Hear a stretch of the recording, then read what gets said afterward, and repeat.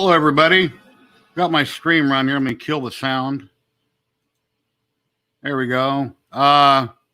Saturday afternoon hangout with 3DHP. My name is Jerry. How you doing, everybody? I changed my backdrop. I got kind of a wolf thing going on there. I Google pics at random and try to throw cool things up.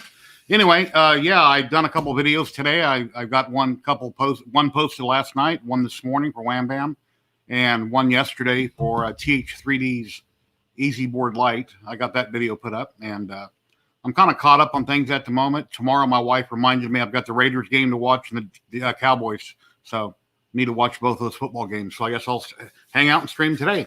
If anybody's watching, you like to jump in and hang out and talk about 3D printing or projects and hobbies, I've got a link there in the chat. You can click on it and join in. So we don't do politics and stuff like that. We try to keep the show halfway clean. You can cuss, just let's don't talk about sex or women or anything like that. So anyway, I'm streaming live on YouTube and my Facebook group, 3D Printing and Painting, 3DHP.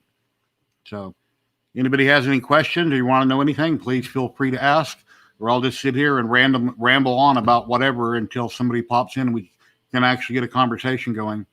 I posted this up on Twitter also. So if any of my Twitter friends out there or YouTube friends want to pop in, here I am. It's time. Anyway, yeah, I reviewed the slat mat, and I, done a few things in the video I thought was kind of funny. It only lasts about 5 minutes long. My wife goes, "You weren't funny," but anyway, I thought I was. So anyway, trying to be different. Facebook user, hello. If Facebook is working properly with StreamYard, right above the video, there's a URL. If you click on that and type, then I can see your name. But whoever you are, hello, how you doing? And then, of course, like I say every week, if you're on YouTube, you can't see Facebook chat unless I post it on the screen. So whenever somebody on Facebook makes a comment, I'll throw it up on the screen. That way people on YouTube can read it. And then I can, show it to everybody. Anyway, yeah, I'm not doing much. Done a resin printing video the other day, and I printed some little masks here with ZYLTECH translucent resin, working with their different their color kits. Or I'll call them die kits, color kits. Came out pretty good. So, and I got a little mini Joel done that I left my curing station for like 8 hours too long. The translucent is a yellowish in color, but I shouldn't have cured him so long. I forgot about it. I need to put a timer on my little UV curing station. Usually I just plug it into a power strip and I go to the microwave and type in 7 or 8 minutes. And then when it's done, I flip it over for 3 or 4 minutes. But if I don't hear the timer or I forget the timer's even going, then it, keeps on going. So anyway, what's everybody up to today? What are you guys making, or what are you doing?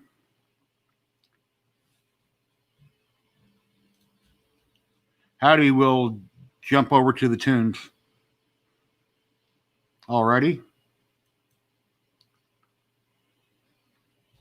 So, yeah, I'm drinking an energy drink, and every time I drink these this late in the day, when it's bedtime, I'm up half the night and I can't sleep. So I probably shouldn't be drinking it, but when I get tired, I drink an energy drink. Only 2 or 3, on average 2 a week. That's about it. And then I got some decaf coffee here. I used to drink regular coffee my whole life, a pot a day, and it never kept me awake for the heart of me, I guess you'd say. But anyway, coffee's getting warm. Yeah, I got some cool stickers. I'm having a special guest on a Wednesday night, Scott Worthington, and he has his company stickers are customized 3D, or his business logo stickers. He sent me some stickers in the mail. These are really cool. Very nice. Got a little button and some different stickers here. It came today. So thank you, Scott, if you're watching. These are awesome. I love stickers. I'll put them on my cabinet over there for my CR10. I got an enclosure, and I put them on the plexiglass, everybody's sticker. And then randomly, when I do a video, oh, that's okay. I'm not worried about caps.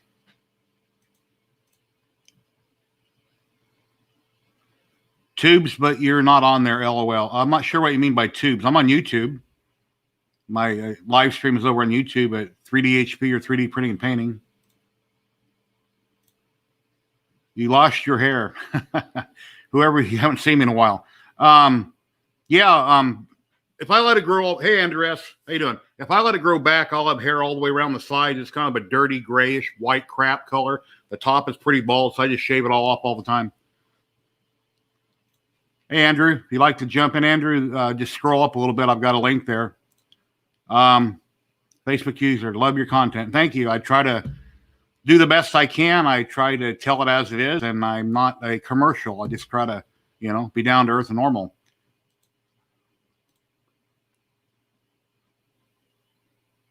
Okay, no problem.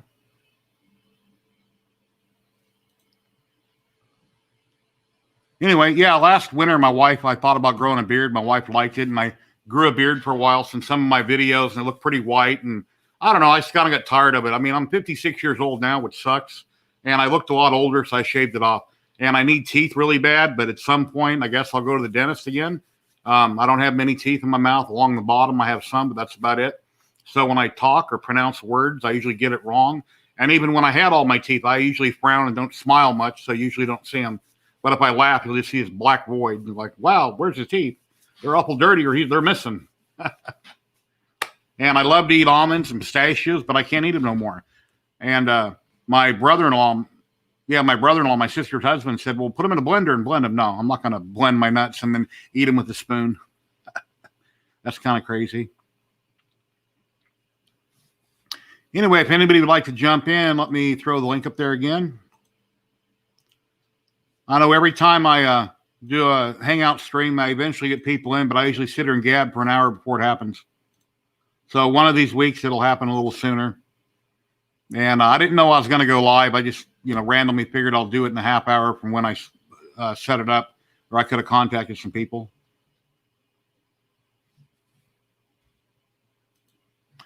Just moving my setup. Okay.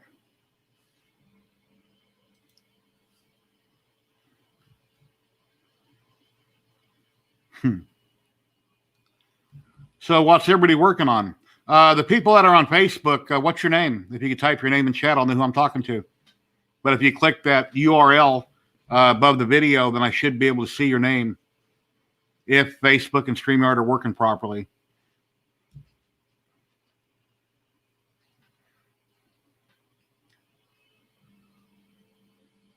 And then whenever somebody types a comment on YouTube, it's delayed over here on StreamYard for about 15, 16 seconds, but it eventually shows up. Eccentric Nut, how you doing? Yeah, I hope I don't have any glitches. I had a really weird problem, which I had in one of my videos. When I put those easy board lights in my computer, I compiled the firmware on TH3D's cloud, which is real simple to do. I downloaded the bin file, put on an SD card, put it in both my CR10s, and it couldn't read the firmware. And contacted support. It was driving me nuts. Now, sure, I can use VS Code and do it on my computer, download it, do it myself, like I've done for years on my other printers with their EasyABL and firmware, or EasyABL and filament runout sensor, but I didn't want to have to do that. Long story short, if I downloaded the file I compiled in the cloud on my other computer, which is where my modem is and my router, and then take the bin file and walk in here and put it in the printers, it worked fine. But when I downloaded it to this computer I'm sitting at now, which has a Cat5 cord like 50 to 75 foot long running throughout the house, somehow in translation, the file got corrupted.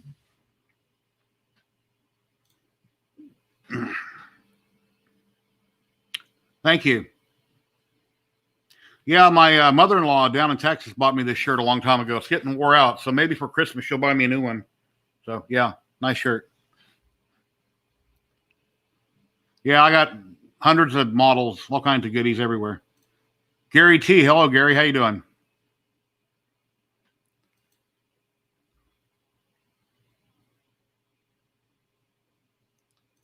If anybody would like to jump in and hang out, here's the link. I'll put it back in chat. If you don't want to be on camera, you just want to talk, you don't have to have your video. There's can be an emoji where your face is, and then you can chat.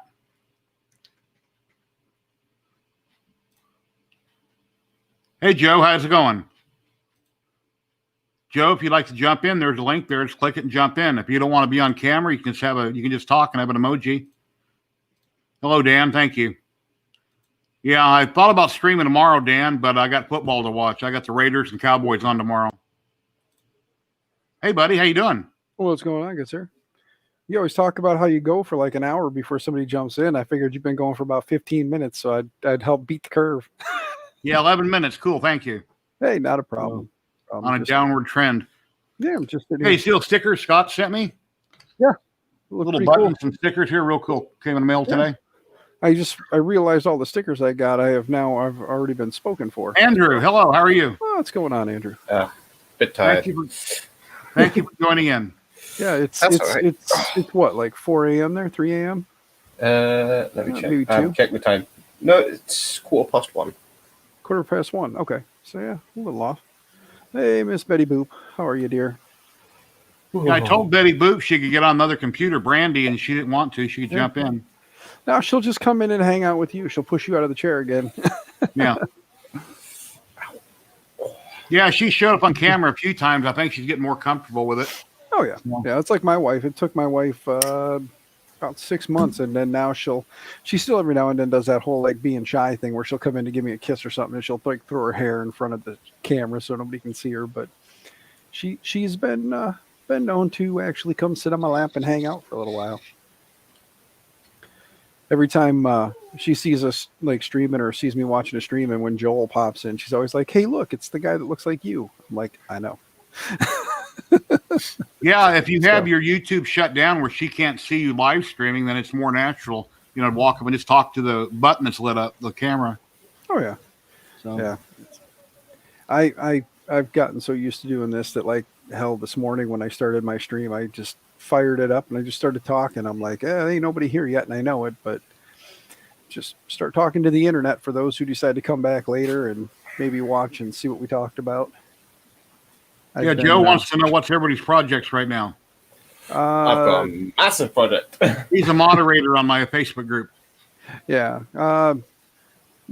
Joe, for me, today was printer maintenance.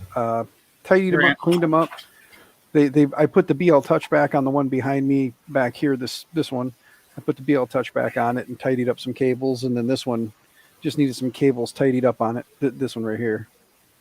So, hold on, let me put you on full screen for a minute, Dan. There you go. That's fine. Yeah, these are the twins. These are my Enders. Ender 3s, both. This one's running the TH3D EasyBoard Lite version 1.2. Threw the ZYLTECH back on it today. Figured why not. Tidied up some of the wiring. Same thing here with this guy.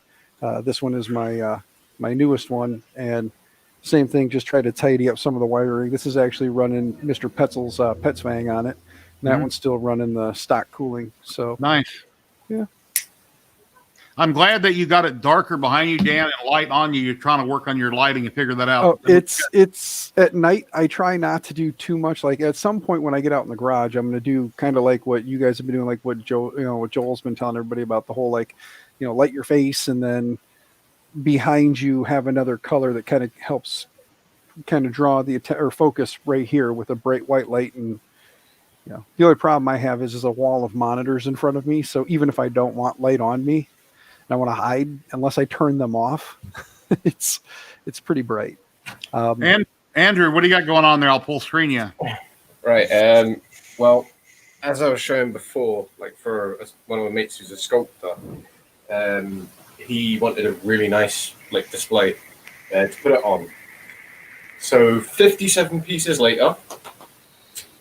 All 57 are printed. I've got this piece here. I've printed that in clear PLA so that I can put because it's got a nice little cap in there. So it's got a battery box with a load of lights. What's going to light the entire display. But that's not the biggest part. So this is just the top. Yeah. So I've keyed it all, so it's like a one big jigsaw puzzle. But let's see if I can actually do this one-handed. Well, say one-handed, you gotta hold it and push it together at the same time. But so each plate, you've got a top plate that is to cover Hey Llama. any troubles you may have. That's nice. And we get these. It's really difficult to see what I'm doing because I can't look at it. But Yeah. That's nice. Coming along good. yeah, so I've got, this is the top. The base for it is in the other room. This actually has, each one's got keys. So I labeled the keys on them so that I can add in my blocks so I can glue them together. But you see they've got these nice round bits in here. They actually sit, my business partner's printed it for me. But it's, this is, well, I designed it for a sculpture of Abe from Abe's Odyssey, Oddworld. And I made the Soulstorm Brew bottles. So it sits on the Soulstorm Brew bottles. And those LEDs go underneath it. And because it's green resin and it's clear, as it lights up the entire bottle, but it also lights up all the bottom of the display as well. That's cool. So, yeah, it's been a very, very long print, and I need to get that finished. But I'm also working on another one, what he's doing, what is another sculpt. I mean, I can say because it's not copyrighted or anything, but it's Jeff the Killer. Mm-hmm. He's going to be coming out with that one soon. So I've just been doing another display for that. So if I click on here. I need to do a life-size Terminator or something one of these days. I mean, a life-size statue, really big, something. I'll have to get a company to sponsor me for the filament. I can plug them constantly. I've shared my screen there so I can show it off. So I've made just a kind of bust so I can kind of catch as to what scale it's going to be. And then if I come down here, I've made like a plaque. What has one of the quotes that he comes up with. And that's his kind of catchphrase is go to sleep. So basically this will be Jeff the Killer all done up in when he sculpted it and done all the silicone, and it's just kind of a rock effect. What I just did I do it in ZBrush or did I do it in Sculptress? I think I did this one in Sculptress because it was really quick and easy and dirty. Because it's really not to show it off too much. It's more just that he wanted something to put it on. But I've still got to do a supporting bar hole down here because he needs reinforcement for it to hold it. And then try and get this all printed. So it was just a simple one this time. He wanted it quick. And I'm still to make legs to go on the bottom of it as well. Cool. That's nice. Quick and easy. Well, kind of quick and easy since Fusion crashed after I had clicked save and it didn't save it. So I had to start all over again. So Wonderful. Yeah. When I'm editing videos, after I do one or two things, I go up and hit save constantly because I've had my computer freeze and I don't lose everything, but then I got to go back and, it's good to save constantly. Yeah, well, I tried it was when I was actually saving though. That was the thing. It paused when I was saving. But it was the fact that usually you can just reopen another Fusion page and it will pop up and it will come up with restore so that you can obviously restore it. That never came up. Then it came up with system crash. Would you like to close or wait for a response? Clicked on response. It came back up onto the screen again and I was like, fine, so it must have saved it. So I tried to click on the screen again and it completely crashed. It just came up with the Windows send report thing. So I click cancel. Open Fusion again, thinking it's fine. It's got a recovery file there. Nope. And then a little thing came up with Fusion 360 has tried to recover your file, but it has been impossible at this time. And I'm like, seriously? So, I just started all over again. Yep. I hate it when that happens. And now they're wanting you to pay for it. It's like, well, I'm not going to pay for it if that's going to happen. Yeah, I done a quick video earlier on the slap mat. If anybody watched it, it's about 20. I saw it. Wasn't very long. I told my wife that I made a comment about a Texas bug, and I hauled up and slapped the counter really hard with it. And she's like, "You should have slapped yourself." I would have laughed then. So if I would have went like that. Violence. Anyway, if she's watching there, I just slapped myself. So, I don't know. It's pretty cool. Joe, what did you do with your printer? Making you want your printer back. What did you do with it then? Yeah, Joe, that's what I was wondering. Where are your printers? What's going on? Yeah. Yeah, Joe. Everybody should keep at least one printer. If even if you fall on hard times, you always got to keep one. You know what the funny thing is? Everyone was on this big Creality craze, and the Ender 3 that I had, I gave away because I absolutely hated it. And then 2 months after that, Bad Marine came out with the fix. Mm-hmm. And I was like, I should have never given that away, ever. You were like, son of a. Well, yeah, that's these two back here. I keep talking about how, like, if the day comes where I I keep saying if the day comes where I ever finish my hypercube, I was talking about possibly giving one of the enders to the kids to kind of have to see if they wanted to get into it. But the more I sit here and have the printers and the less interest they show in it, the more I realize I'm just going to end up keeping it anyway. So yeah, I'll keep them. They're for what they are and for how much they cost and how much you can do to them. It's worth keeping them. I mean, cost of repairs. You take a $200 printer, you spend another $200 in parts. You've got a $800 worth of printer. You know what I mean? It's a good base to start from. It's like every hobby. You always got to have a good base in whatever you're starting with. I mean, I've got the A10M. Well, it's basically just the Creality Ender 3 ripoff. Yeah, same thing. And that printed absolutely. I do have to admit, it printed absolutely amazing for the first 4 months I had it, and then I got a nozzle clog, and because it's the 2-into-1, it's quite difficult to try and get it reset up afterwards. So I finally got it all set up, and then I noticed that the super plate was peeling up, so I just put clips on it, and about 2 weeks later it clogged again. So this time I did a full clean, so took off the entire hot end, the entire assembly, put it in the oven, and just let all of the PLA drip out of it, put new PTF E-liners into it, put it back on. It printed for 2 minutes and then clogged again. You don't have a heat gun? I do have a heat gun, but the reason why I don't use a heat gun is because you're heating the exterior of the block unevenly. Where if you heat it in an oven, you're actually heating it more evenly. So anything on the inside just drips down and out. And I have like the old baking trays and just stick that underneath it. Okay. So anything that's in there will drip out. And if you've got any nuts and bolts that you need to loosen at that time, it's the perfect time.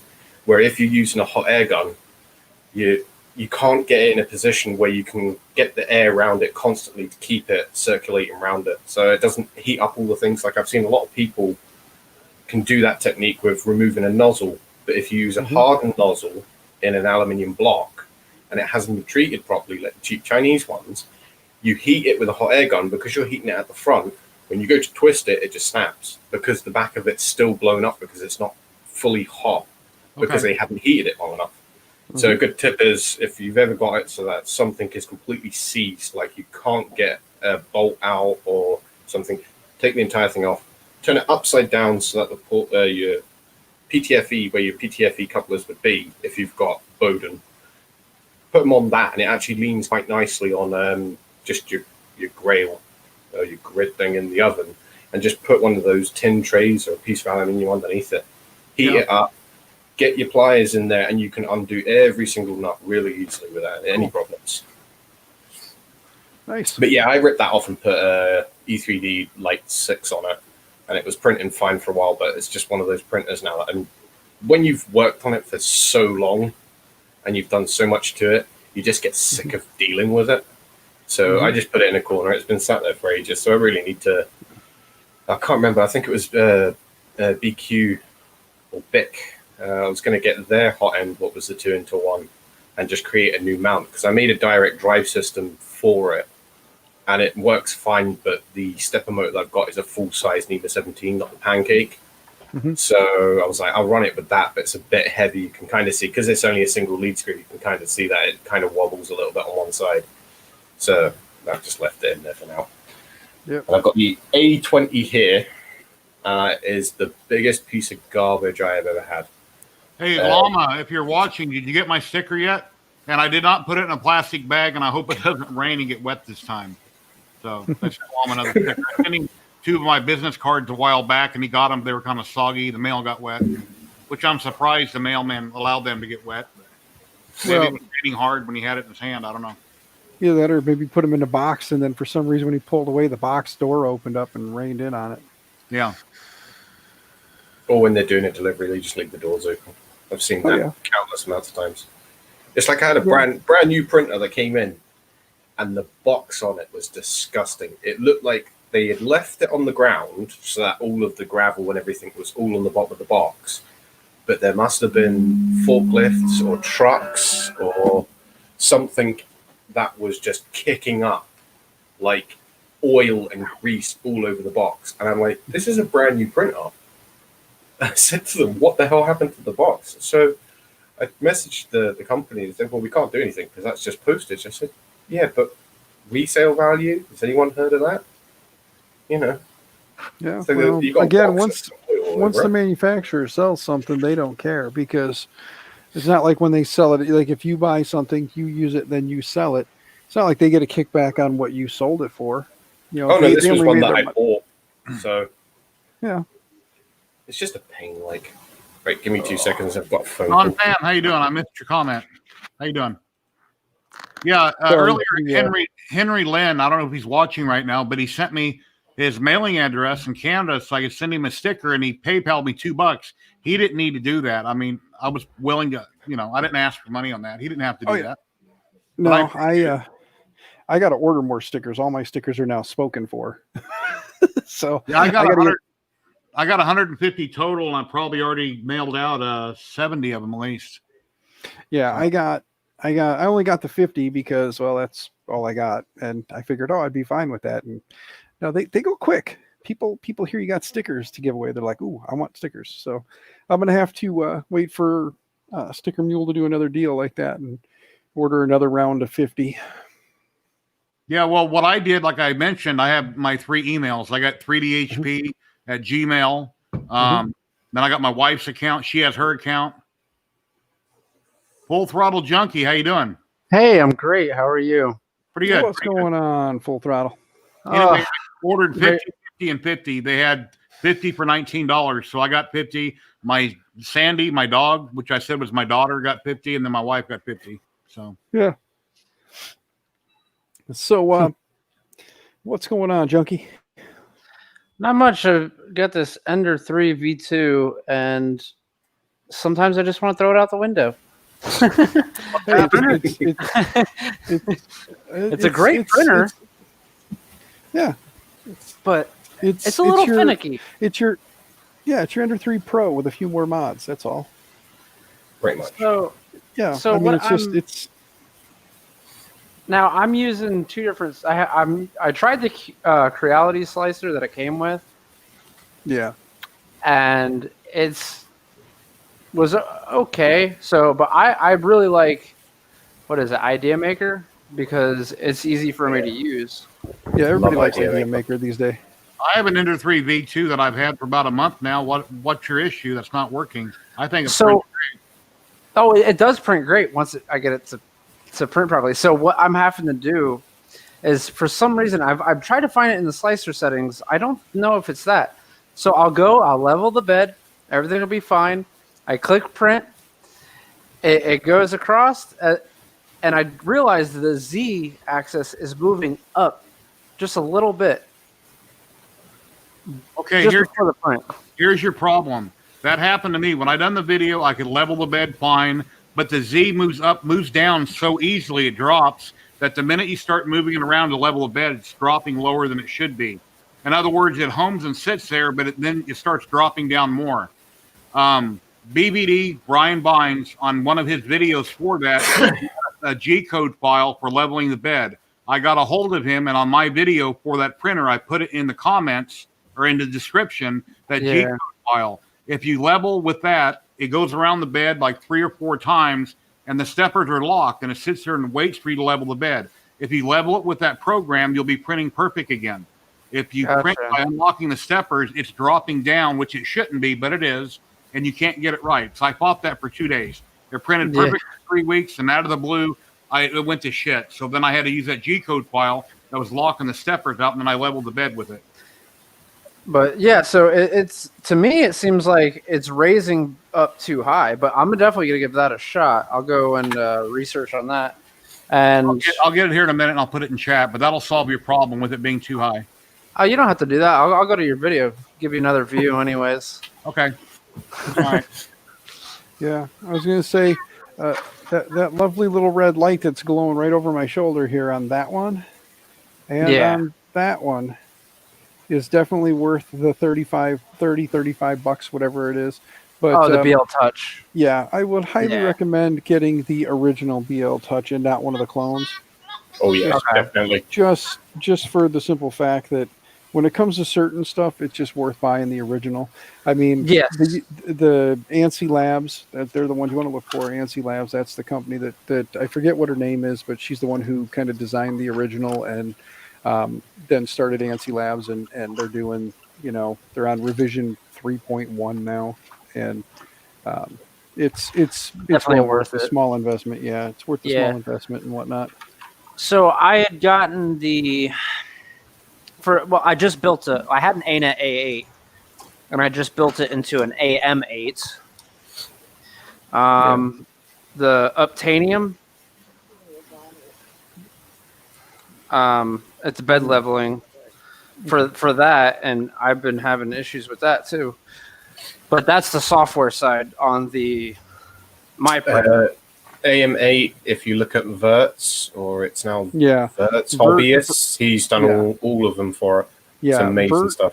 Vert has been doing a lot of that stuff when it comes to the firmware, the Marlin coding for a lot of the G-Tech stuff. So he's definitely the guy you want to look for. I think it's Vertebrake is his GitHub. Yeah, I think it's Vertebrake. I put that in chat and made it 2 comments. There's the file, and there's instructions what to do and where it came from. If you run that G-code file with a piece of paper, it'll fix your problem on the Ender 3 V2. Yeah, look how crisp and clear that llama's coming in tonight. Holy cow! Hey, Llama, how you doing? What'd you upgrade, Llama? Same camera, just different. It looks different. Oh, he's also taken the advice from Mr. Telling as well. He's got the light on the back lit up, shooting it at the wall, and then he's got the monitor just glaring right in his face, so that he's got that nice contrast. Well, the only thing different is the location of the camera. It's sitting on top of the TV because I was cleaning it over here and I haven't bothered to bring the wires all back down. It's the only difference. I mean, up there instead of down here. Technically, that's my recording screen over there. And the one that's behind me, the black one, is my blackout screen. That's meant to be all the way behind me. But the problem is that I do so much behind me because I'm at the printers that I kept knocking it down. So I half the screen, shortened the poles, and just leave it there. And that's why you can still see all the mess behind me. But usually I have my entire desk turned against the white wall. And I've got my God light that I use. So if I turn my God light towards that wall, it literally brightens up everything. But when I turn it away, you can kind of tell the difference. When the light's on it and it's got a backdrop, it literally pops. Everything pops, and it looks really nice. I mean, I've got loads of different lighting rigs. But yeah, it's always the same. If you've got something behind you that can take away the eye. I mean, I've got green screen as well that I don't mind using because with Logitech, you can do it so you can do chroma key or you can add in backgrounds, what's quite easy to do. Instead of having to add constant overlays, you can just do it so it's chroma key. So it means that anything you've got, you put in one background, that's it. It doesn't matter. If it's green, it's not there. Or if it's blue, it's not there. OBS Studio has a chroma key that when I was streaming in another room before, I had a green screen behind me. And that's why sometimes Dan said, oh, your arm just disappeared. You're on a green screen. Or the smoke went away. Well, now I'm in the hobby room. Yep. I was going to say 2 things. 1, Jester, links in the description. Come on in, buddy. 2, Old Curmudgeon. Yeah, I don't use that super slicer or whatever the hell it's called. Not interested. I've been having better luck with Prusa Slicer and Idea Maker when I need to. So I've been playing around with those 2. So Junkie, is that you and the guys out playing? Yeah. Are you the one filming, or is somebody else filming you? That's me on the bike. Someone else is filming me. Oh, okay. Now we Yeah. see what you look like. Okay. Yeah, well, a little bit. Rear Yeah. wiggle. I have Gotta remember. um, A freaking maniac. That's what He's got to keep. He's got to keep a little bit of anonymity. He's Hang gotta keep on. a little bit of anonymity. this is my DRZ 400 Supermoto. Okay, Jester. Yeah, Jester, I've got a sticker in the mail coming your way. Did you have a different YouTube channel? Because that looks like a video that I've seen before. Who, me? Yeah. No.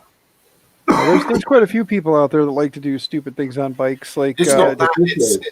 It's the handlebars on that bike. I'm sure I've seen it in a different video where, like, These are I watch loads pro of stuff videos and stuff. So It's just Yeah, an endless loop of me doing a wheelie. Yeah. Hang on, wait. Yeah. I got something better.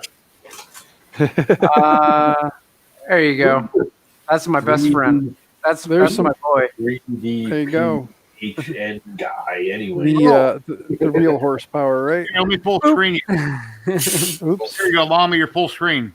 Yeah. Who is this weirdo? Cool. Glad you got it. Nice. These are nice, dude. I like how the black and the blue is the. I like it. How the blue kind of haloed out over the text. Yeah, they got that special. They're 50 for $19. Yeah, it's the same thing. You got. I sent you one of mine, right? It's the same thing I got. Yeah. And it's like the way you blacked it out, but left around the text. It's like a halo of the blue. Speaking of, I'm gonna go see if Sticker Mule got anything else going on now. It's a weekend. Sometimes they like to do their little weekend sale. It's usually Mondays. You say that. Monday they come out with their sale usually. Yeah, you say that, Mama. Oh, I almost did their button one. I really wanted to do their buttons, but it's only like 12 or something for $25. Here's your little button right here. Yeah. He came from Scott Worthington. He's going to be on my live stream Wednesday night. I think I got Scott stuff here somewhere too. Somewhere. there we go. Yep. I gotta guess I gotta get an actual sticker like wall. They keep putting the panels on the printers, and then I keep having to take them off because, you know me. Once the printer's running right, I gotta fix it again. Yeah, exactly. Can't leave it alone. Once it's working, you just break it again. Gotta Hold on. I'm sorry. I meant once it's working right, you're supposed to keep fixing it till it's broken again. There we go. I'm sorry. and then fix it with blue tape.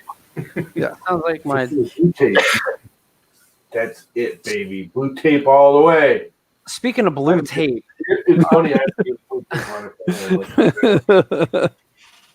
you know, one thing another thing about the Ender, and it's something with me. I know it's me. It's not the Ender. I can't get nothing to stick to the glass bed. That be the case, hairspray or super glue, or you can do Llama's favorite, the blue tape. Blue tape. That's what I do. I stuck with blue tape. Now the ANA A8, the AM8 has a P. What is that? PEI. Yeah, the pops off. PEI sheet. Yeah. Love that thing. Flex plates all the way. Mm-hmm. Flex plates all the way. Yeah. Yeah, I gotta say, like, here's the Creality version, which it's definitely a bit thicker than here's the Spring steel. Yeah, the spring steel. This is the TH3D version. Definitely a bit thinner. Both of which have the PEI sheets on them. But The TH3D one's thinner. the TH3D one's thinner. Really? Yeah. Yeah. Oh yeah. Because look, if you watch the amount of force, I mean, like I gotta get it forced to actually get the Creality one to bend, and then the TH3D one is like super flexible. Yeah, I mean it's thinner, not by much, but it's thinner, so it has a little more flex to it. The TH3D proper spring steel. Really thin too. Yeah, the TH3D one is nice because with it being thinner, it heats up faster. I mean, you've got the magnet in the middle that acts like an insulator, but it heats up faster because it's a little bit thinner. Plus, it is a lot easier to just go and pop the part. So, but it doesn't hold as well. Oh no, it holds quite well. Yeah, no, it holds fine. But if you start using like polycarbonates or something, it'll pick that sheet right up off that. It might. The magnet that's on here is pretty good. It will.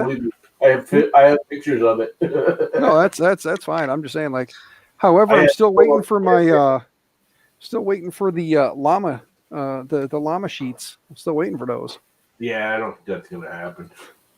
Well, damn it! I was getting my hopes up on a llama sheet. I was going to put it on the other side of one of my 2 beds. I come up with a design. He's You know, you have a design. It's your llama head, and then you just need to have him. Too many colors, too complicated. It's 2 colors, white and then your maroon. You're done. Oh, it's actually 3. Oh, just do white and maroon and be done with it. Do the whole thing in maroon and then just do the white logo. Yep. Done. I mean, like, he's doing black and light blue now instead of doing the blue and white. He went black with white, like light blue in the corner. Well, I think that saves them money and they can mass Oh, produce them. yeah. Even if you did black with like maroon, do a black mat and just have him do the maroon llama in the corner.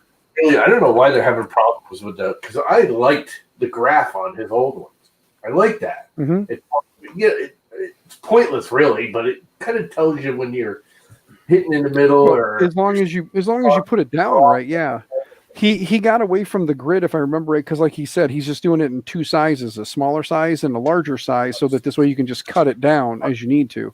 So if you put the grid on there and you start cutting down the grid, if you don't center it and you just stick 2 corners and then cut the edges off, you've messed up the grid. You shifted your grid. a lot of people were setting them wrong too. They weren't getting them quite square, which you can't always get it right. No, and then but it's turned out the grid looks all goofy on there because it's out of alignment. So yeah, I'm actually. whatever. I was thinking about getting the llama. Well, I was going to get a llama one, but now there's not going to be a llama one, so now I might just have to buy 2 TH3Ds. Damn it! I can't support the llama if the llama don't make shit. Just throwing that out there. I didn't go, and he got his personal issues, and I kind of laid off. Yeah, well, you know, he's getting back in the swing of things. I don't have any money for it, so it would all be on him. Well, that's new because he's going to make the money on it. well, yeah, you know. It'd all be him. He was going to give me, a couple of bucks every time he sold one. And basically, the idea is to help him advertise them. And he just put my logo on them, which is fine, win-win for everybody. And it's just a goof. He was only going to get like 100 of them. Yeah. I thought I was gonna make money with T-shirts and stuff, and then I was like, no. you know what? I'm just gonna give them away.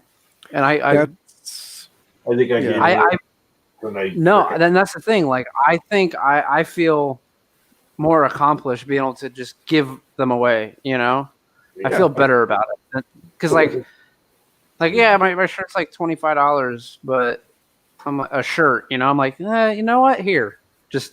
They're 15. Everyone buy one of my damn shirts. Everybody go buy a Jerry and a llama shirt. You buy my Teespring store. I'm redoing the logos right now. I'm gotta redo it. I'm just throwing this out there, but I think we should all together, go together in one store and just do a collab thing, and everybody's like, go here and buy any of our shit. This way, it's You're not really making enough off of them unless you charge a bunch. That's why you put it all together in one store, llama. Then we only have one store to deal with. Yeah, but then who gets paid? Everybody. It's not like a community thing. Like if llama shirts start selling like crazy, well then llama makes some money. But it's also incentive to push everybody else's shit to the same place. That's what I'm saying.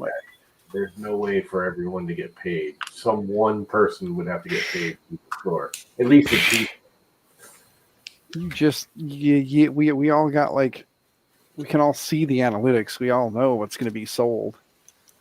Yeah. You could do it that way. It's not a big deal. It's just a pain in the ass. Somebody needs to just start up a clothing store for the 3D printing community, and then they kind of did, and everyone was using them. What the hell was the name of that company there that everyone was using? Joel was using, and all of those. And they just kind of disappeared all of a sudden.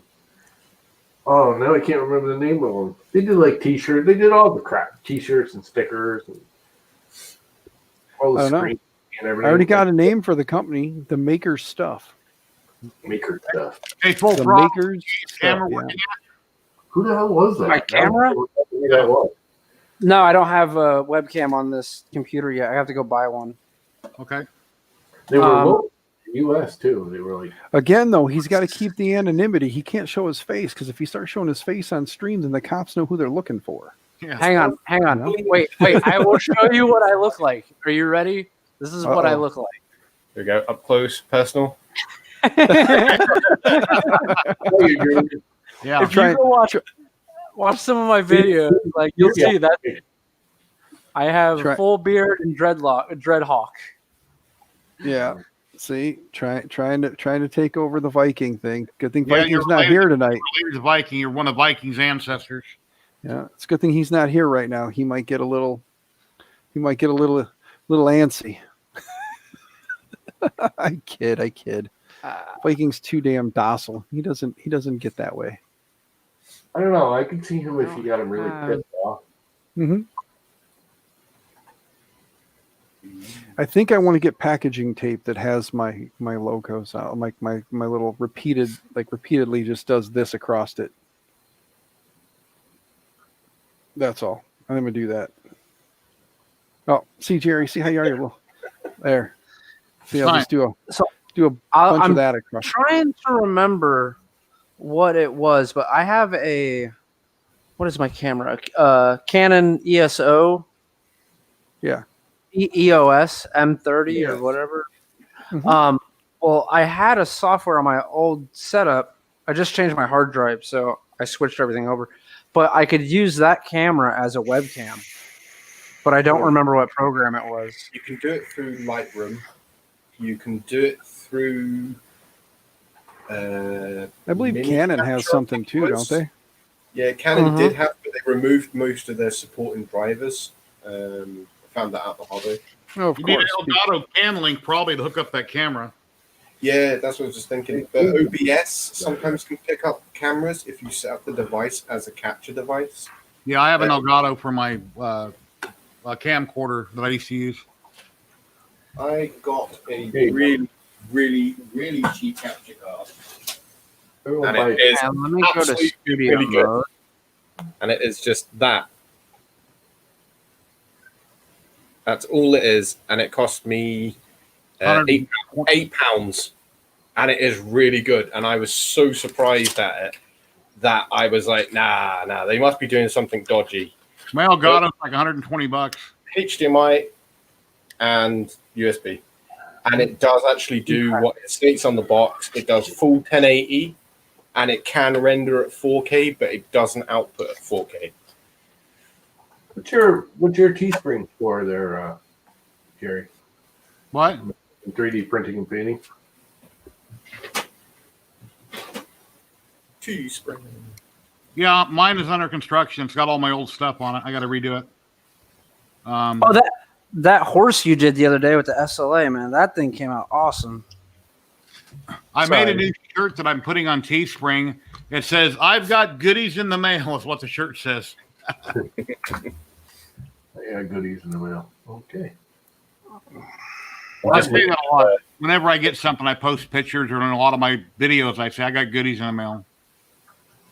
I done loads of little details for that base, and my business partners all SLA printed them. And I need to get an SLA printer now. They came out absolutely beautiful. I mean, like, I didn't think they would come out that good. The sharpness on them is amazing. I mean, they were small details. I've changed out my nozzle for a 0.6 because I'm always printing really big things. I could have just changed it back to a 0.4 and got them printed. But when I did print them, I'll show you with the W, because it was on 0.6. See there. Yeah, I use 0.6 nozzle too. Pretty much. See, it was really blobby, so it's got kind of the little focus. You know what I found with larger nozzles? You got to slow your retraction down. It sounds ass backwards, but Oh no, you don't. I usually do like 50 or 60 millimeters a second retraction. And with the 6 and the 8 millimeter nozzle, I found I get less bobbing at like 35 and 40 millimeters a second retraction. I think it was just because the size that I did it at. I mean, that's kind of small for the. It's got to fit into that, so it is really small. Damn camera! Come on, Logitech. What do you Looks use? good from here. I can see it. Logitech C920. But you can see like the grooves for all of this. This is where the badge goes. Then the lettering, and then a plaque, so that it's got all of that on it. And he's SLA done it. He done it on the Proton. You can turn off autofocus so you get at a certain distance and it'll focus, and then you can always go back to that point. Yeah, I did that last time, but last time I did that, it just kept doing this thing where it was like focusing constantly, like chopping and changing between the two. And usually I just set it at one point and focus everything off of that point, but I mean, it isn't working today. Anybody in chat has any questions on Facebook or YouTube, feel free to ask. We're here to talk to everybody who's hanging out with us. I have a question. What color does a Smurf turn if you choke it? Purple. Like blueberries. I always like to ask that question because think about it. They always say you turn blue when you choke someone, or like they turn blue when you choke them. Smurfs are already blue, so what color do they turn when you choke them? They turn the color of a blueberry. That's purple. Okay. I was gonna say, do they turn the color of human skin?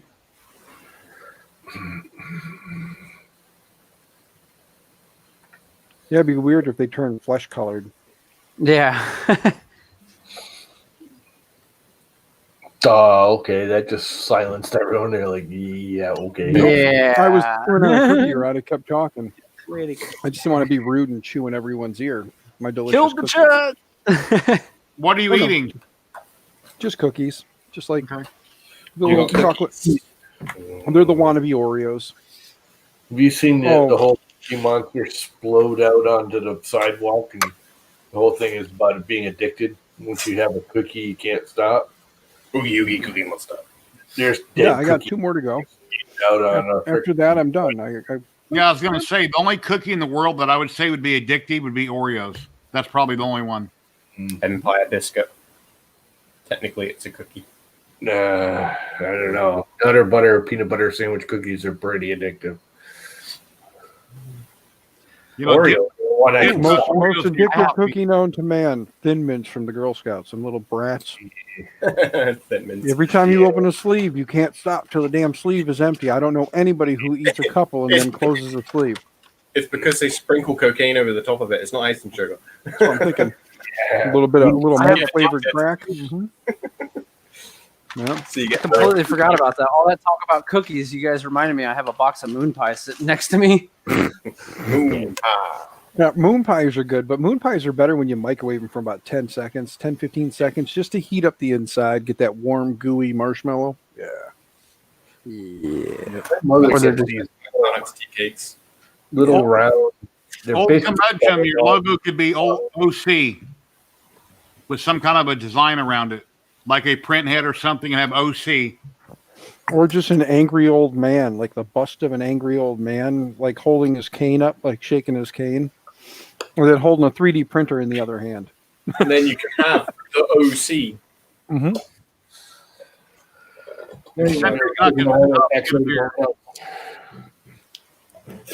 Well, these are mini moon pies. They So still, tiny.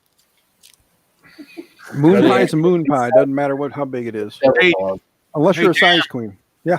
Oh, I think I already told you in your live stream earlier about how forgetful I'm getting, and I lost my keys in my truck today. Mhm. Yeah, and the guy at Walmart gave me a ride home while my wife stayed there at the groceries, so I could get my spare key. It's ridiculous. I'm Yeah, doing like I said, you got daily. Oh, getting old, Yeah. Jerry. Yeah, some timers. really. This is what I don't get is how do you actually lock your keys in the car? I took them out of the ignition. I set them on the center console. I put my mask on, and I forgot to pick the keys back up when I got out and locked the door. Yep. But how did you lock the door though? Like with a button on the door, the armrest. He's got Why a do real people car. do that? I do have a remote, but my remote don't work on my truck anymore, and I haven't fixed it. But I do have a remote. See 3 the remote? vehicles. One screw, undo that screw, get a Stanley knife or a blade, and you just crack it. Take out the seat. There's the 2032 or the 2020 or the 2016 battery. Take that out, put in a new one. Go to your car, hold down the lock button for 10 seconds, release it, and then press lock again. Perfect. Resets the actual button on it, so it means that you get a good distance on it, and it also means that you don't get any overlapping signals as well. It's a 2001 Chevy Silverado is what I'm currently driving. Yeah. Yep. My car So- with the new key fob, if the key fob's in the car, it won't lock. You push the lock down, you shut the door, and the lock pops back up. Yeah, my wife's got a key fob on her. She has a 2002 Mercedes. And when we bought the car, the key fob didn't work, and it was like $380 to replace it from the dealer. If the car has a lock that you can pull up and down on the side, like back by the corner, you pull it up and down to lock it. I can unlock that with a shoestring. Yeah, so can I. I was just about to say that. I've done that. We've done it, but my mate's done exactly the same thing as what Jerry did. Yep. But he's a professional mechanic, and he came out, and it's actually easier than that. Is everyone goes to try and get it over the little pull thing. It's not. What you need to do is you tie a little loop in a lace, you grab the door, you pull it, you drop the lace down, and you get it on the handle, and then you yank. And as the handle opens, because it's the driver's side door, the pin automatically pops up and opens the door. When I bought my truck from used years ago on the 2001s and a bunch of different years, people would take the lock cylinder, we put a key in, and they would punch that in. And when it punches in the door, it's just like it snaps in place. It's plastic. The weight of that falls down, unlocks the door every time. So I bought a gizmo that you clamp to it. It's got a steel plate behind it, so you can't punch the lock to break into the vehicle. Because anybody could take almost anything and just punch it like that. The lock falls down, unlocks the door, but now it can't be done like that. Used to do it with a tennis ball, cut in half tennis ball, and just pop, done. And it was also the same with was it Mercedes or was it Volvo? Mm-hmm. It was one of the other brands actually had a pressure lock. So if you put the tennis ball over it and you hit it hard enough, all the doors would automatically unlock. It was like a fail-safe feature. If the car was going underwater, all the doors would unlock, and it was a pressure thing. It's quite funny, actually, when you see it done in actual action. I've never locked my keys in my vehicle. Neither Yeah. Yeah, when you ride a bike, it's kind of hard to lock the keys in it. And another thing, if you pull up to a property and you got your dog with you and the windows are rolled up, the air's running, roll a window down before you go to open up a gate because they can lock the door on you and you won't get back in your vehicle right away.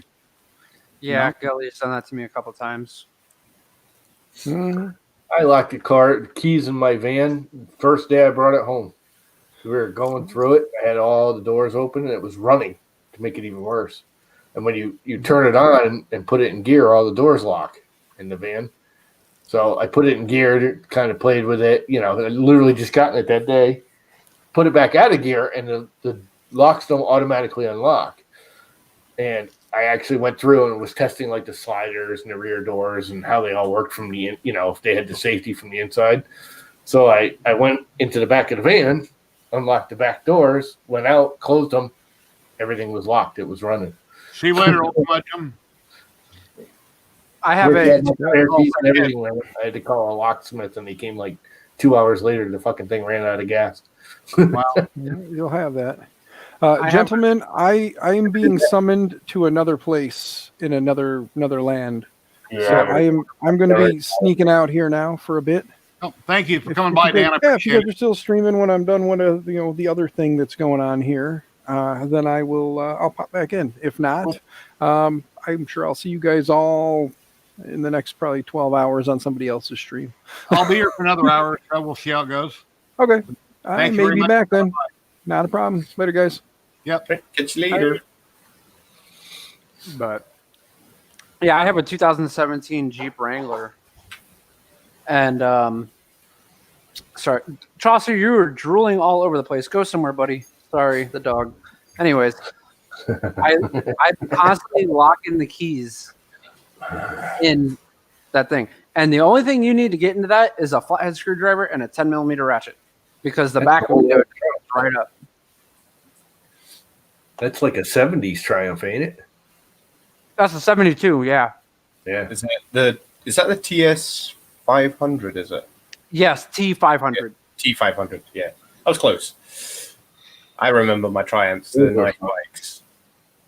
Yeah, that's dual carburetor.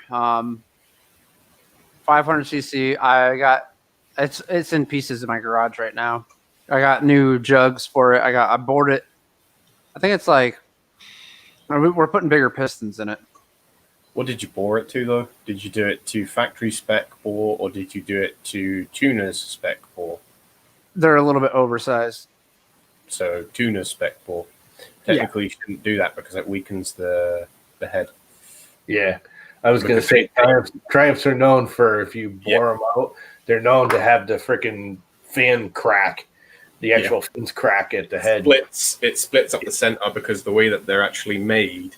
Yeah. Because I learned this from an engineer who actually worked on them for many years. Al Jolly, how you doing? Hey, Joey. I got that camera. Cool. We didn't notice. Yeah. Yeah, no, my uncle used to play with Triumphs all the time. There was actually a Triumph shop right down the road. And he split a whole bunch of them because he used to overbore them. Oh, that's the guy said that the one who built who bored and got me the pistons and everything. He says he's done this size before and has never had a problem. Yeah.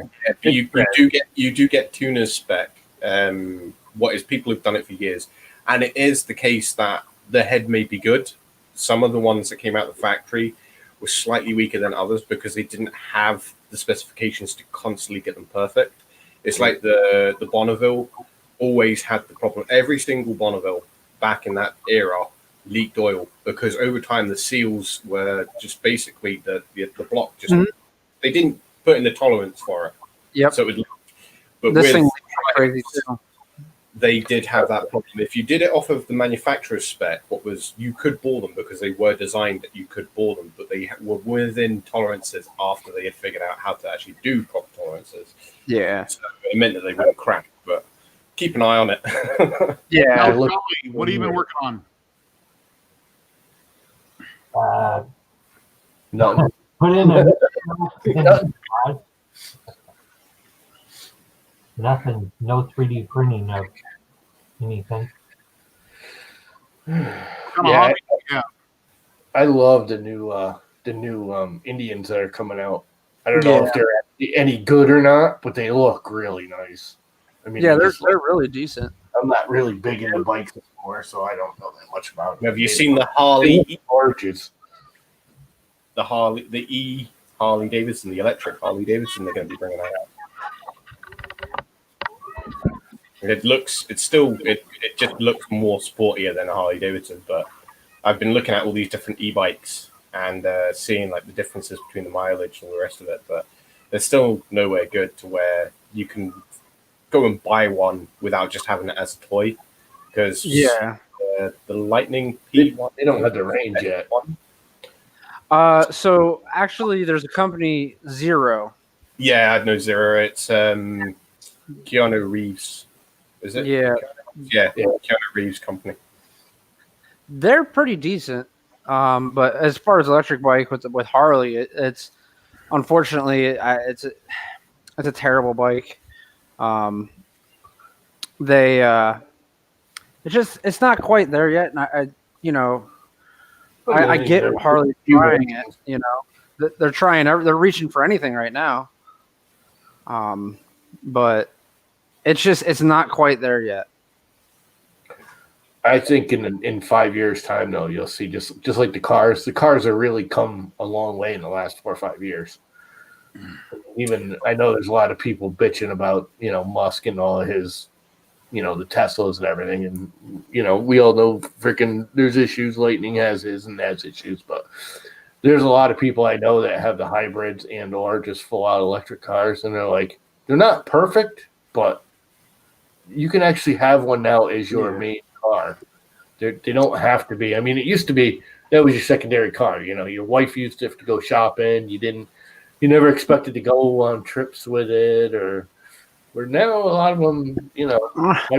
My brother bought a Leaf, I think it is, and I hated them because we got him at the state when the state became DEP became DEP, environmental protection, not just environment. Anyway, they had shitty freaking mileage. we got golf carts and a Leaf at the state when I worked at the state park, and the golf cart had a longer range than the Leaf did. No lie. The golf cart had a 250-mile range, and the Leaf had a 100-mile range. See, Well, the my thing is, mother got like 300 All right. miles. Well, I'm gonna head out. I really appreciate that link. I have it pulled up, the G code. I'm gonna run that and try leveling the bed.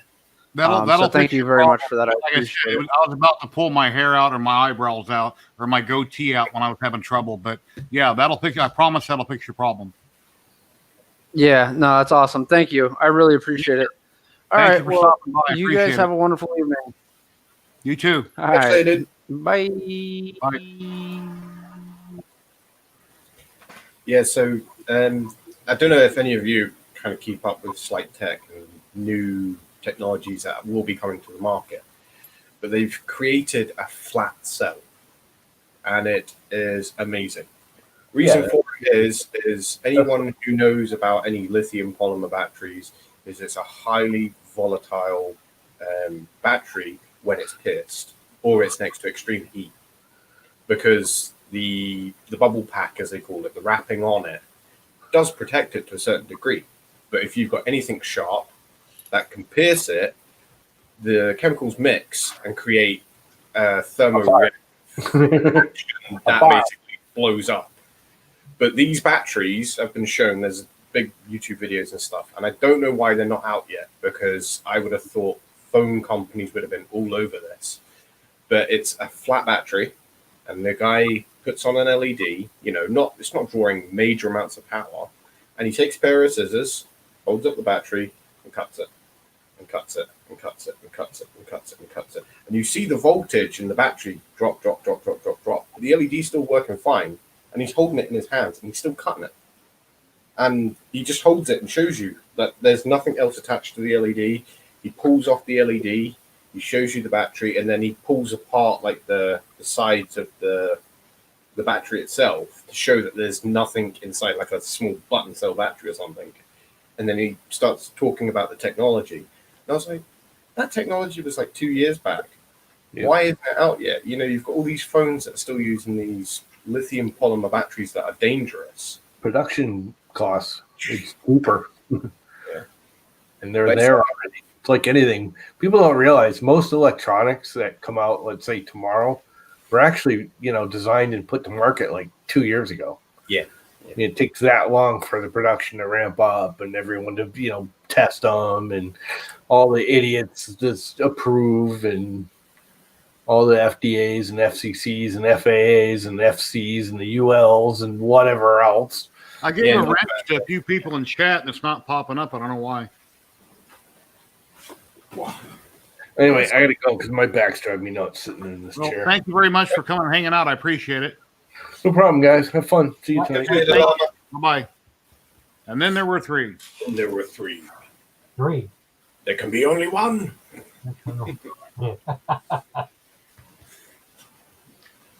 So, Al Jolly, where do you live at, and what kind of hobbies do you have? I live in the state of Illinois, about 40 miles south of Dan, and I'm into 3D printing, like you, models of characters and whatnot. Now I got a camera I can show you. I did the Xanax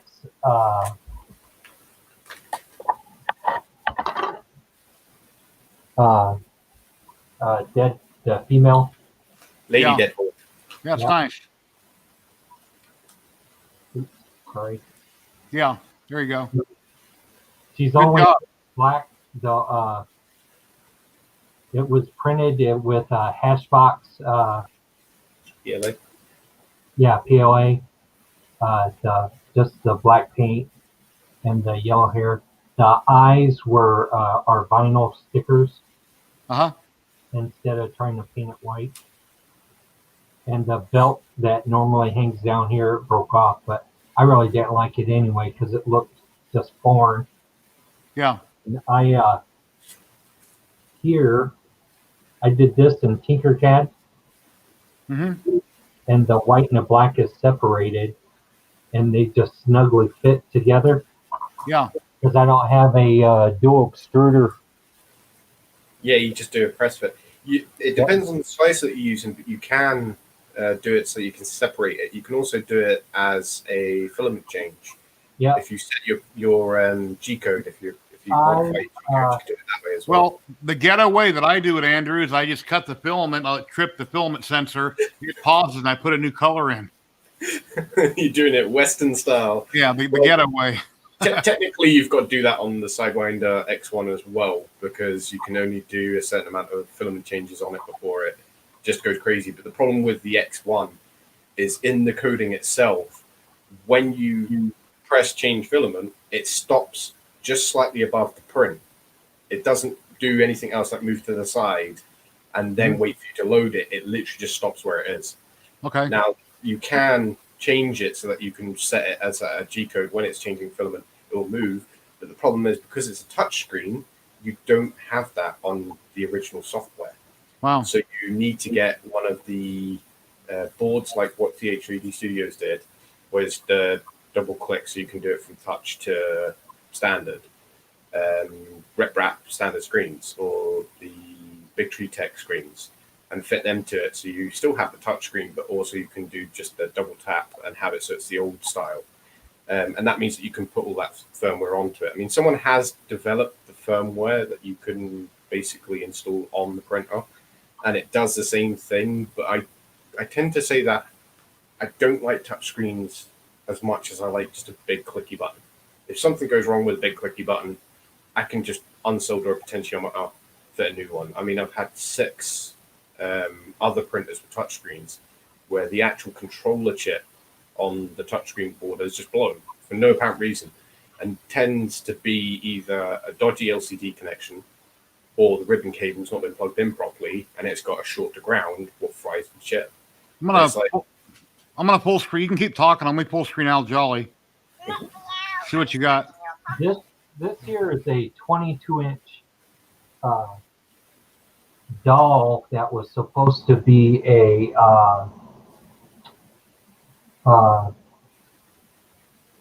bungee cord kind of dowel put together to where it would move around.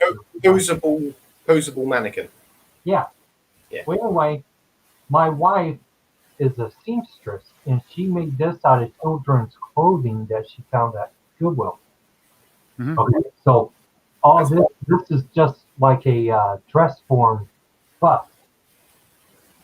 And so the other part, I did this a couple years ago, and I've been trying to work on. I bought this off of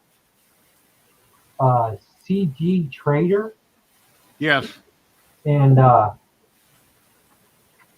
everything that he had didn't quite go together the way the posability.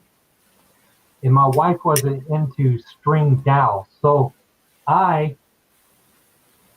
you guys seen the wire ties they have for extension cords? It's called at Menards and stuff. Mhm. Well, I don't know if I can get this out. Yeah, I did. Anyway, and you know that they have these on the airlines to spray off when you're using a scroll saw. Yeah. Yeah. Well, I 3D printed these out of PTG, PLA, no, the other GPU. TPU, and so I've been slowly working on making it into a spine. That's really smart, actually. Yeah, that's That'll really, work. Yeah. So, and it all goes. I don't know if I'm the right way. Anyway, it all goes to where it will flex Oh, cool. like that. And I use Tinkercad. I'm very fluent with Blender, but Tinkercad is just so easy. I mean, it's like point, click, point, click. And so I redid the whole waist area where it's ball and joint. And then the upper part of the thigh. where it goes together like this. Okay. And I also did the top of the arms to where it's ball and socket. And the head, there's a couple of different heads here to where she can put the actual Gals.I. That's nice. Yeah, it's a brand of Dolphin, is a Japanese culture where they create mannequins like that, or maquettes, or posable figures. Because I used to actually collect them and model them as well. Yeah. And usually you get porcelain kits, but 3D printing has really changed that. There is, you follow them as well, Jerry. There is someone who actually does them on Twitter, and she custom prints them. She made her models, and then she does her custom designs on them and sells them. And they look beautiful. They really do. Yeah, but man, the price tag of some of that stuff. Yeah. Mm-hmm. Oh my goodness.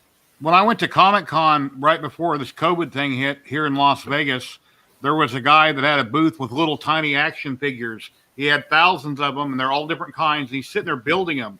So I don't know if he bought kits and put them together, if he had them custom made. I didn't ask him or what, but he's sitting there building all the little parts and little action figures, putting them all together.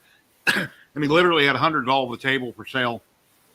Yeah, it's just amazing. Like I got this, I bought a bust of the female avatar, and I just took it apart and just made just Oh, nice. What is it? Is it? No. it would be a mask to go on one of her, like have you ever heard of toner dowels? There's one here that she bought. This, I know this has nothing to do with That's fine. Oh, yeah. this doll here is like a $300 doll. Wow. Yep. That's cheap for a doll. I can tell you that. And Did you make that? no. She made the dress. Yeah, But- you buy the blank bodies, Jerry. So you'll buy a blank body. They will ask you if you want a bigger bust, less bust, bigger belly, less belly. If basically you tailor make your Customize bodies. it, yeah. Yeah, but then you can get either vulcanized rubber skins with an endoskeleton, what is usually polycarbonate, fiberglass, or you get aluminium now. Mm-hmm. Then you get expanded foam on a gel 10, what is more like real skin, but they cost $500 more on top of your standard budget price because they are like real skin. All the fingers can actually bend and move because they make an aluminium. Like the Real Doll website, which they're very expensive, if you know what I'm talking about. Yeah, pretty much, yeah. It's a shame they can't walk and go to the fridge and grab a beer, you know? Yeah. Have you guys heard of Pepicura? Yeah, I have. I've done a lot of Pepicura. Yeah, I did a 3D draft of the Roadrunner, and I 3D'd it myself. I put it in Pepicura, printed it all out, and this is my version. Meep, meep. Yep. And it took me a week to put him together. I can show you some Pepicura. Is that paper or cardboard? This is cardstock, Okay. a very thin cardstock. Okay. If I left the lines on it to where, it would give it a little bit of character, to where Yes. people could see, what it took to make it. And just craft glue. Uh-huh. And Very nice. sometimes I feel it's easier to do this than what it is to do an actual 3D print, because it really doesn't take that long to glue this together. Yes. And you don't have to worry about, layer lines. This is 12 years old, and it took 3 months to build. Wow. Oh my God. And it is a full 1-to-1 scale. So it is wearable. Oh, Because I was wow. actually going to make it into a helmet. But then after I had made it, I was like, I took so long. That's why there's so much dust on it. It's been sitting on a cupboard that I was afraid that I would just completely destroy it. But it's a Wow. Hayabusa helmet from Halo. It took 3 months to make. And as you can see, there is tiny, I mean, there's Yeah. tiny bits you had to bend, fold, get it into the right Yeah. correct position. And see these bits up here. My God, the amount of times I had to reprint certain pages because I had just messed it up so Yeah. many times because it's got a little flick at the end. And trying to get that flick at the end of it was nearly impossible. Every time I did it, it just did not come out right. Right. And that's So, paper, yeah. cardboard also? Yeah, that's cardboard, yeah. That's Okay. cardboard. So, and then you discovered 3D printing. Did you ever reprint that in 3D printing? No, I haven't done it yet. I've got a main helmet that I did, and then Yeah. I casted it, but not actually Well, one of these helmets. 3 days versus however many months you said it took you there. So, yeah. 3 months. 3 Because, I months, mean, 3 days. you can see there's so many folds, so many cuts. And I mean, Wow. I can transform this file now from Pepakura into a 3D printed file Cool. and then convert that 3D printed file into a fully meshed body and split it into pieces for someone to print. And that's the one thing that I loved is it wasn't just about that I could take one of the crafts that I already learned and was able to do, but I could take that, all the files that I had either created or already had, and transfer it into 3D printing.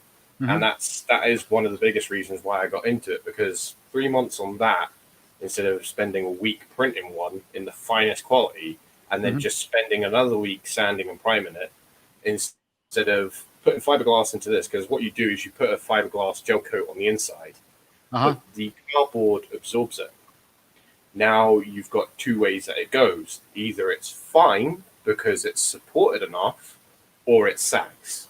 And then that means that entire piece has either bin value or you basically have to start all over again. Yep. Or spend months trying to fill it with body filler and sand it down and body Yeah. filler and sand it down. It's crazy amount of work that went into Pepakura stuff. And I've done loads. I did an Iron Man helmet, a Predator helmet. I've actually got a cast of the Predator helmet, actually. I did get that. It's very nice. It's amazing the stuff. I try to pick and choose what I print because I mean I have plenty of filament and stuff, but it's the time put into it. I mean I enjoy it and everything, but like you, I mean look at all the shelves that you got. Yeah. I've got stuff behind me that I got hundreds and hundreds of models need to be painted. Yeah. Well, didn't you do a video to where you created more shelving Yes. a back ago? Yeah, that's where all this came from. Yeah. That was right So- before I got real sick and had a lot of surgery problems. This one took 5 months to do because you can see where the body filler was, but Predator. that was a Pepakura file. Then I fiberglassed it, and then made a mold of it, and then casted it in resin. Wow. That's what I got from it. And then I went in and scored all the details in. And then after I'd scored all the details into it, you can actually still see all the glue marks in the eyes where I had glued all of the pieces in. After I'd done all of that, I had to go in, sand, like this is actually a Duff one that I kept. Luckily enough I did because the mold broke after a while. But I had to go in and grind in all the little details. I mean, it's not perfect. If you can kind of see it's not perfectly domed because the body filler didn't sit properly and there's lumps in it because obviously body filler wasn't smooth perfectly. But If you painted that, it would be movie quality because it would look like something, a prop from a movie, because you don't want things to be perfect. If they're perfect, they don't, I have actually got 2 1-to-1 scale, fully wearable silicon Predator faces. Wow. They're in the other room, and I've got the Elder helmet of this as well, that was done by one of my friends. Oh, wow. And I've got little spines, they called. What is all the little details in the eyes? You know, instead of having eyelashes and stuff, they had spines. So in all the tops of the head, they had these little holes that have all these spines. So I started making them, and then I realized that I would need to make at least 3,000 of them and pick and place 3,000 of them. So after that, I didn't bother doing it. But yeah, I've got two big 1-to-1 scale, fully wearable silicon masks of the Predators in the other room. I can go get them if you want to see them. That's if you want to see them. And I've got the Elder, the big Elder. What is the one from Predator 2? And you see him at the end, and he's big. He's a massive guy. So the helmet, this is a P1, so the Predator 1. And the Elder is twice the size of this. Wow. So I'll go grab them because I've got them on my shelf. I leave them as like display pieces because... Sure, if you want to show them off, we're on YouTube. It's going to be here forever, and people come back and watch it, and, you know, it'll make you famous. Anybody in chat has any comments? Hobbyman Mike, hello.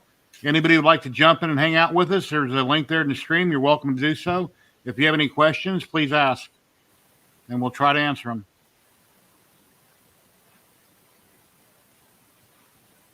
I see we have 13 people watching on YouTube, and no one is no longer watching on 3D Printing and Painting on Facebook. But we did have a couple of people on Facebook. You're south of where all the fires are, ain't you? I'm in Las Vegas, Nevada. Everything in California was burning. I haven't watched the news lately, so I'm not sure what's happening. My model sale, I sold one model. The person seen my posts on Facebook, and he asked me if I had I think it's called a Greedo or a Guido from Star Wars.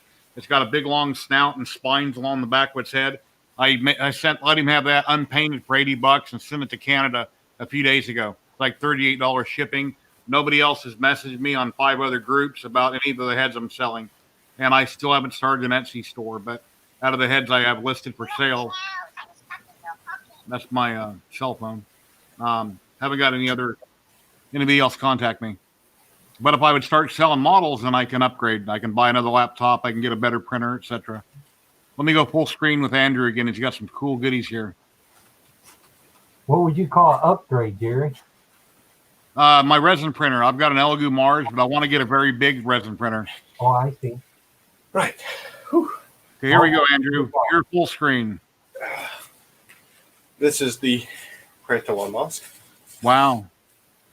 And he's got movable mandibles and movable bottom jaw. Wow. He is fully wearable at the back. I did the set of dreads, but I can't find them. You can see all the tiny holes. Yeah. Come all the way up. That's amazing. All the way up here. That's got to have quills made for them. That's what they were called, quills. And I've got loads of, well, I started them off. This was airbrushed and made by my friend Oaken Mist. And then I went over and redid some touch-up and detail work. Uh-huh. So, but the silicon paints that I had didn't fare too well because it's turned a little bit blue underneath there, but all the rest went all right. So that's P1, Predator 1. Where have you wore that other than Halloween? Have you ever went to cosplaying or anywhere with it? Parties? Yep. The first ever costume that I made was a Predator, and that got auctioned off and raised in total with an Iron Man costume £3,870 towards charities. So I've got 2 certificates for that, and that's what I wore with it, was that mask. That's been with me to 4 Comic-Cons. Cool. Awesome. So Probably running away from me, freaking out. This is the mask for the Elder. Wow. And you can see how big that is compared to the other one. Mm-hmm. And now I've got to pick up the Elder. Here it is. And then I've got the Elder. Wow. And once again, he is fully wearable. And movable mandibles. And movable bottom jaw. Uh-huh. And he is massive and heavy. Very nice. He's got all of these cast horns. Once again, he had to have some touch-ups with paint, but his one wasn't as bad. His one was just tiny, little spots where I wanted to darken. Like his eyes have been darkened. he's got some kind of what I call love marks, what is basically moles and stuff that he has up his head. So I've put those in as well, just to add a little bit more realism. What type of rubber is that? This is a latex silicone. Okay.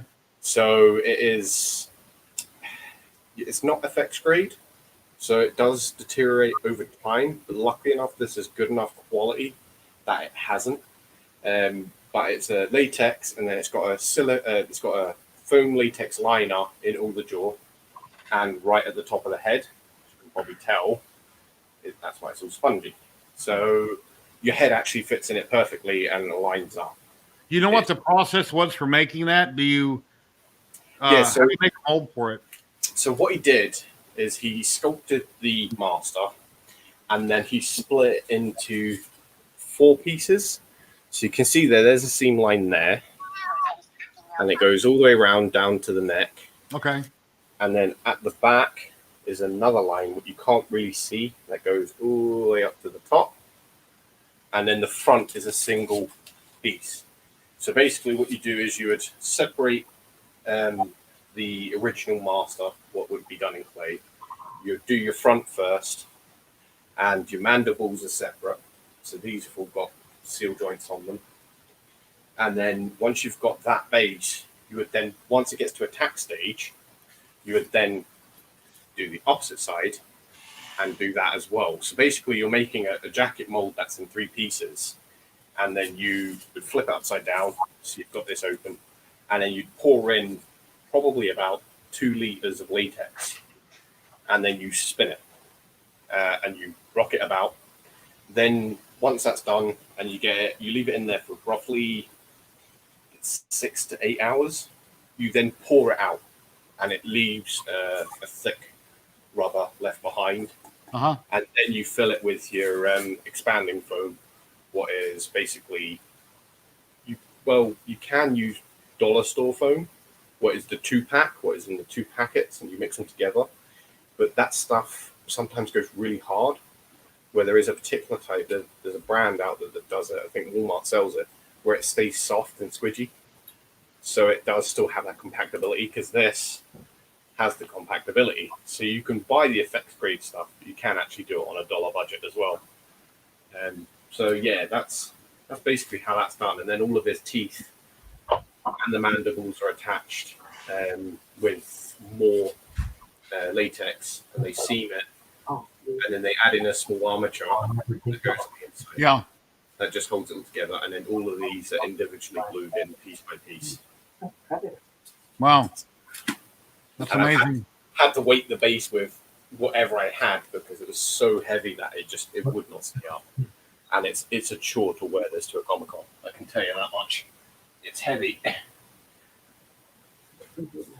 So that's just a little bit of my collection. I've got loads of stuff.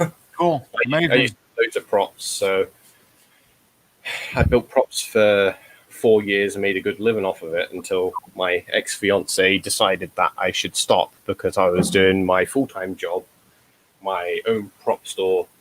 I was working for the Glasgow Theatre Society as well, making all of their props for the back, obviously backdrops of all the screenplays they were doing.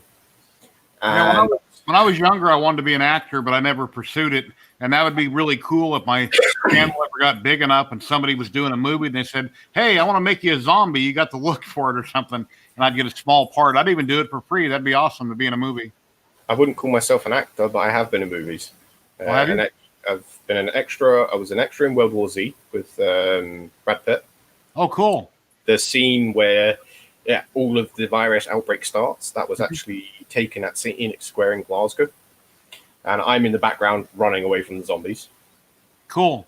I was in a TV series called Spooks that was on the BBC. I was an extra in that.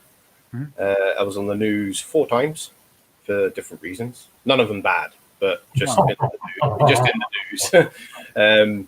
And I was on, I don't know if you guys would have ever heard it. It's called BFBS.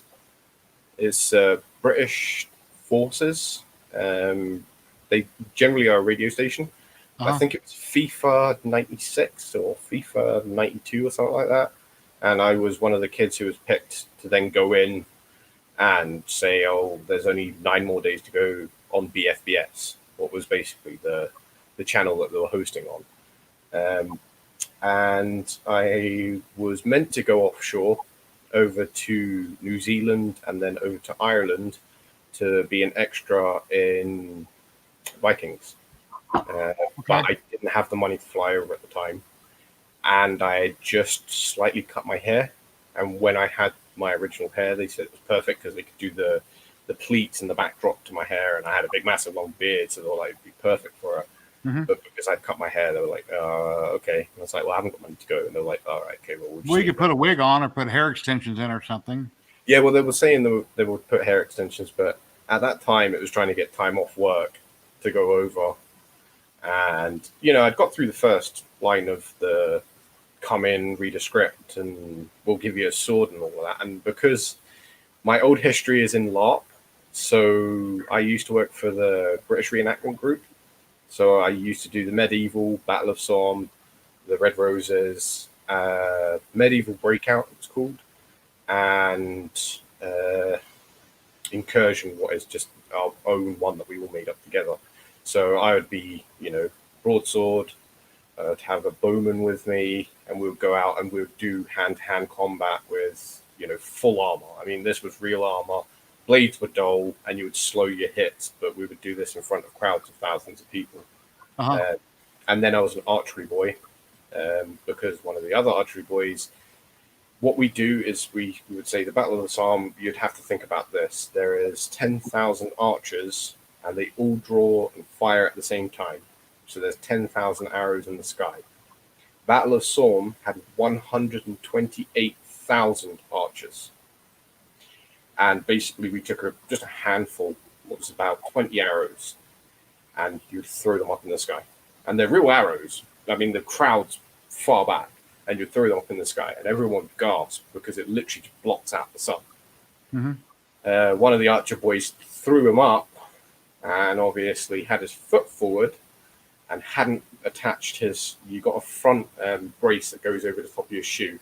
Yeah. He hadn't attached that properly, so it was slightly over. One of the arrows came down and just caught the side of his foot, and it pierced the side of his foot. So he got taken out, and I had to go in and do his job for him. The best thing about that, in doing that, was I got to draw a longbow. So I learned how to use a longbow. What I can tell you is extremely difficult. And it wasn't a common thing that everyone's like, oh, everyone had a longbow. It wasn't very commonly used. You'd have the short bow because it was a lot more easy to carry, and it was a lot more easy to fire whilst you're on horseback. But anyway, and what they'd say is, they say, so you think about a bullet these days, if you've got a standard car door, right, with all the interior and everything, if you use a very small caliber bullet, it might pierce the car door. Well, we would have the longbow. I would be 100 yards away, and we would have a proper hunting tip for the arrow, and you'd have the car door, and then everyone was like, what is that behind it? And you'd turn around and go, you'll see. And literally, they would come beside it and pull off this sheet, and each one would give you the exact dimensions of how thick the metal was on the car door, how much spacing was between the car door, how much plastic was between the front part of the car door, the back of the car door, and then how much distance it was from a 6-inch thick plate of lead. And I would go there, draw back, hold, and fire. And it would go through the car door and through the sheet of lead. And no one believed it until they saw it. Wow. And I mean, these things were lethal. Longbows could fire extremely far distances. 100 yards away is just a standard kind of shot. I think the world record is, 600 yards, and that's an in-air shot, and that's Wow. a long distance. Well, World War Z, I was waiting for a sequel, and then I heard they're not going to make it. And I think there was too much money involved. It was going to cost too much. I forget what I read about it, but I have a video game of World War Z. Yeah, so it's a good game. But yeah, so after I did that, I was on a extras website for a very long time. I had a few interviews for different movies, being extras in different movies. But When I was in high school, they filmed an episode of a show called Vegas.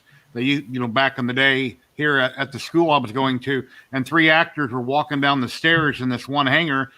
They just saying a few words, and they had to redo that like 30 or 40 times to get it right. And what I've always wondered about acting is how much you really have to remember when you get on camera.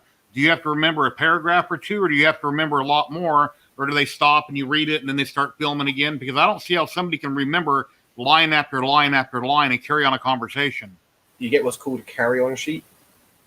What is the scene is laid out, and it gives you your exact dialogue for that scene. Once you go out onto set, you can have that with you for as long as you want.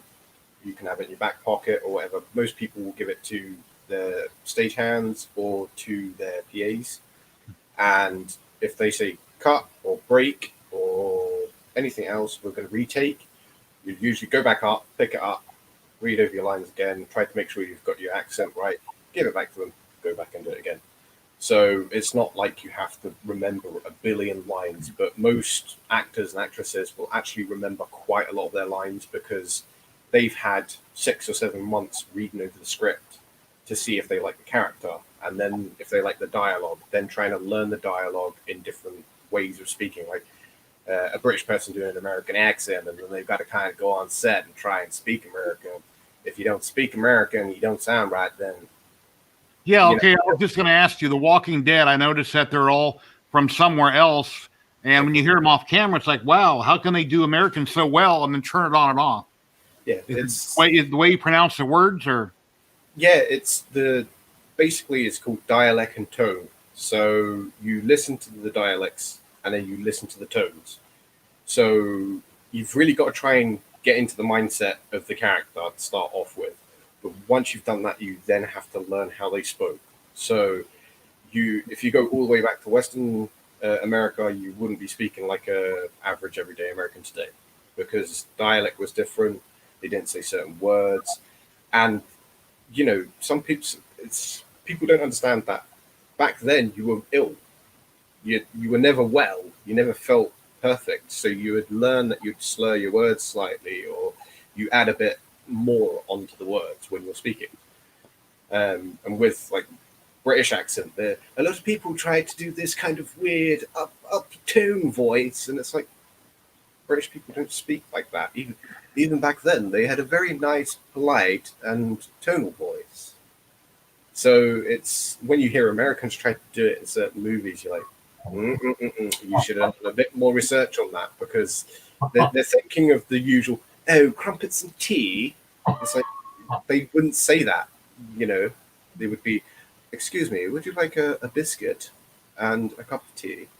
Because it's very pronounced. British were very pronounced. They were, as you'd say, toffee nose. So basically, the easiest way to remember how to speak British is push up your nose and lift up and speak. And when you speak, you have a kind of a little bit more of a pizzazz, a little bit more flair to your voice. So a lot of people would go into the town or listen to British speakers, but once again, the problem was they would always listen to New Age British speakers or New Age Americans, and it's always off from what era they were trying to do. So it's very difficult when you've got an era that didn't have any recordings or you couldn't really get into the mindset of the character. It's difficult to learn then, but other than that, it's quite enjoyable. Hey, Viking, how you doing? Hey, Damas. Yeah, Viking popped in Dan's stream earlier, and he was somewhere else. I believe on a cell phone. He might have been out with his girl somewhere. If you're available, Viking, pop in for a minute and say hey. I got the link right there. See, I do miss like doing my Comic-Cons and my LARP. I mean, LARP was the best thing I've ever done because you find all ages there. I mean, I've never went to a Comic Con, but when I was younger, I loved Halloween. I loved dressing up and pretending to be somebody else. I thrived to do that. I love having a mask on and taking on that character. So, it's like American Comic Cons are on another level from here because there's thousands upon thousands of people at a Comic Con in America. Yeah. Where here you do have thousands of people, but they come in droves. So you'll get a crowd of people that come in, they have a look around, they see what's there, they pick up what they want, they buy all their merch, and then they move on. Unless you've got the hardcore people, who's more like me, who were there from opening. So we would usually be there from 5 o'clock in the morning until close at 4 at night. Mm-hmm. So, and then after that, you'd have the get together and the after party. And the after party would usually go until 4 in the morning. So you've literally been up almost 24 hours in a costume. All the smart people would generally take 2 to 3 costumes with them. If it was a day-long Comic-Con, then you'd have 2. If it was 2-day, you could have 3 to 6 costumes with you. You mean different ones or all the same? Different ones. Yeah. Different. So that basically, if you got too hot or uncomfortable, you could just quickly change out.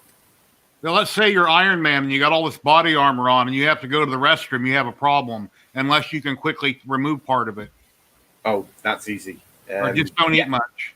The cod piece, what is near the chest, the bum, basically. Design it so it comes off. Yeah, it just designs it so it comes off. Okay. It's like I had the one that was in the newspaper for was a Deadpool costume. And it is a biggest pain in the backside it can be because it's a skin tight suit. So you've basically got a zipper. So what I did is I tied a piece of ribbon to it and tucked it down in the back, what my mask would hide. And then whenever I need to go to the toilet, you flick it out, put your hand down your back and zip it down. And then you can literally just peel the entire thing down to your knees. Obviously, you're pretty much butt naked. Yeah. But at that time, you could go into the stalls and you were fine. So yeah, you couldn't obviously stand up in that suit and go in the urinals because obviously you'd be laying it all bare. But no, it's one thing that I suggest to everyone. Even if you don't like Comic-Cons or you don't like comic books or you don't like just the whole kind of what people call the childish background to it, once you go there, your mind is completely changed. Yeah, it's like going to Disneyland, you know. I love Disneyland. I love a lot of the kiddie rides, you know, depending on what it is. But yeah. But you see people from all ages. I mean, I've seen a 60-year-old who literally was in an amazing costume and he built it all himself. And he didn't have any interest in it until his son had taken him to one of the events. And he got so into it that he started doing like effects grade costumes. And he goes, I'm retired. I've got nothing better to do. He goes, I go to these Comic-Cons and I have a blast. Mm-hmm. He goes, the after parties are even better, you know, because before, you know, people go, oh, yeah, but he's a 60-year-old. I'm not going to sit and drink with him. But you're in a costume. You're not yourself. Nobody cares who you are. You take that costume off. The one in San Diego, California, they have every year. They were going to move it to Vegas, but they never did. And a lot of the stuff that, like, for instance, my son went to a couple. It wasn't, I don't think it was a Comic-Con, it was something else. And different people that were signing autographs for different comic book companies had exclusive things they were going to give out to like the first 200 people that came in the door. Unfortunately, other exhibitors that were there went over and got all those, gobbled them up before people came in the door, and then they threw them up on eBay for 100 times profit. It's just a ridiculous amount of money, and then people bought them. So it's hard to, and then if the lines are really long, for instance, myself, I'm not going to wait in line for hours and hours to meet somebody and get an autograph. You know, I'll just, you know, look at them from a distance. But yeah, that is a big problem with, once again, it's kind of the American, because you've got a lot of space to cram a lot of people in. I mean, here we have very tight regulations of fire safety. So a building has to have a certain amount of members to run the building and can only have a certain amount of people that can come into the actual place. So if they haven't got enough bodies for it, they can't do it. It's fire regulation safeties. They have to force people out of the building, so they just won't do it. They basically will get to a point where they'll go, look, we've got to stop here.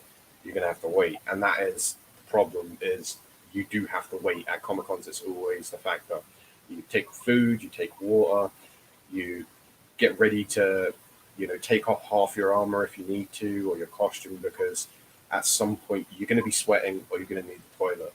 Yeah. And if you don't plan your breaks, is the biggest thing I say to people, is plan your breaks. Take water every 10 minutes, because if you don't, you will pass out.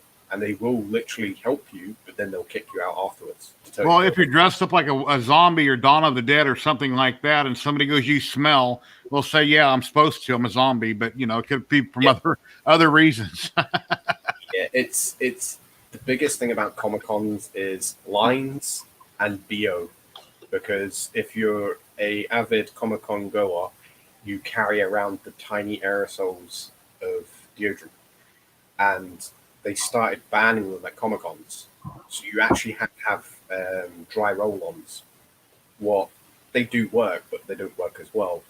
So you had to get used to, spraying yourself completely down, spraying some of the costume down, and just learning that if you needed to, because they always have like a smoke break area or an outside bit, you could go outside, take off some of your armor, air out a little bit, put on your dry roll on, put everything back on, give yourself 10-15 minutes, go back in.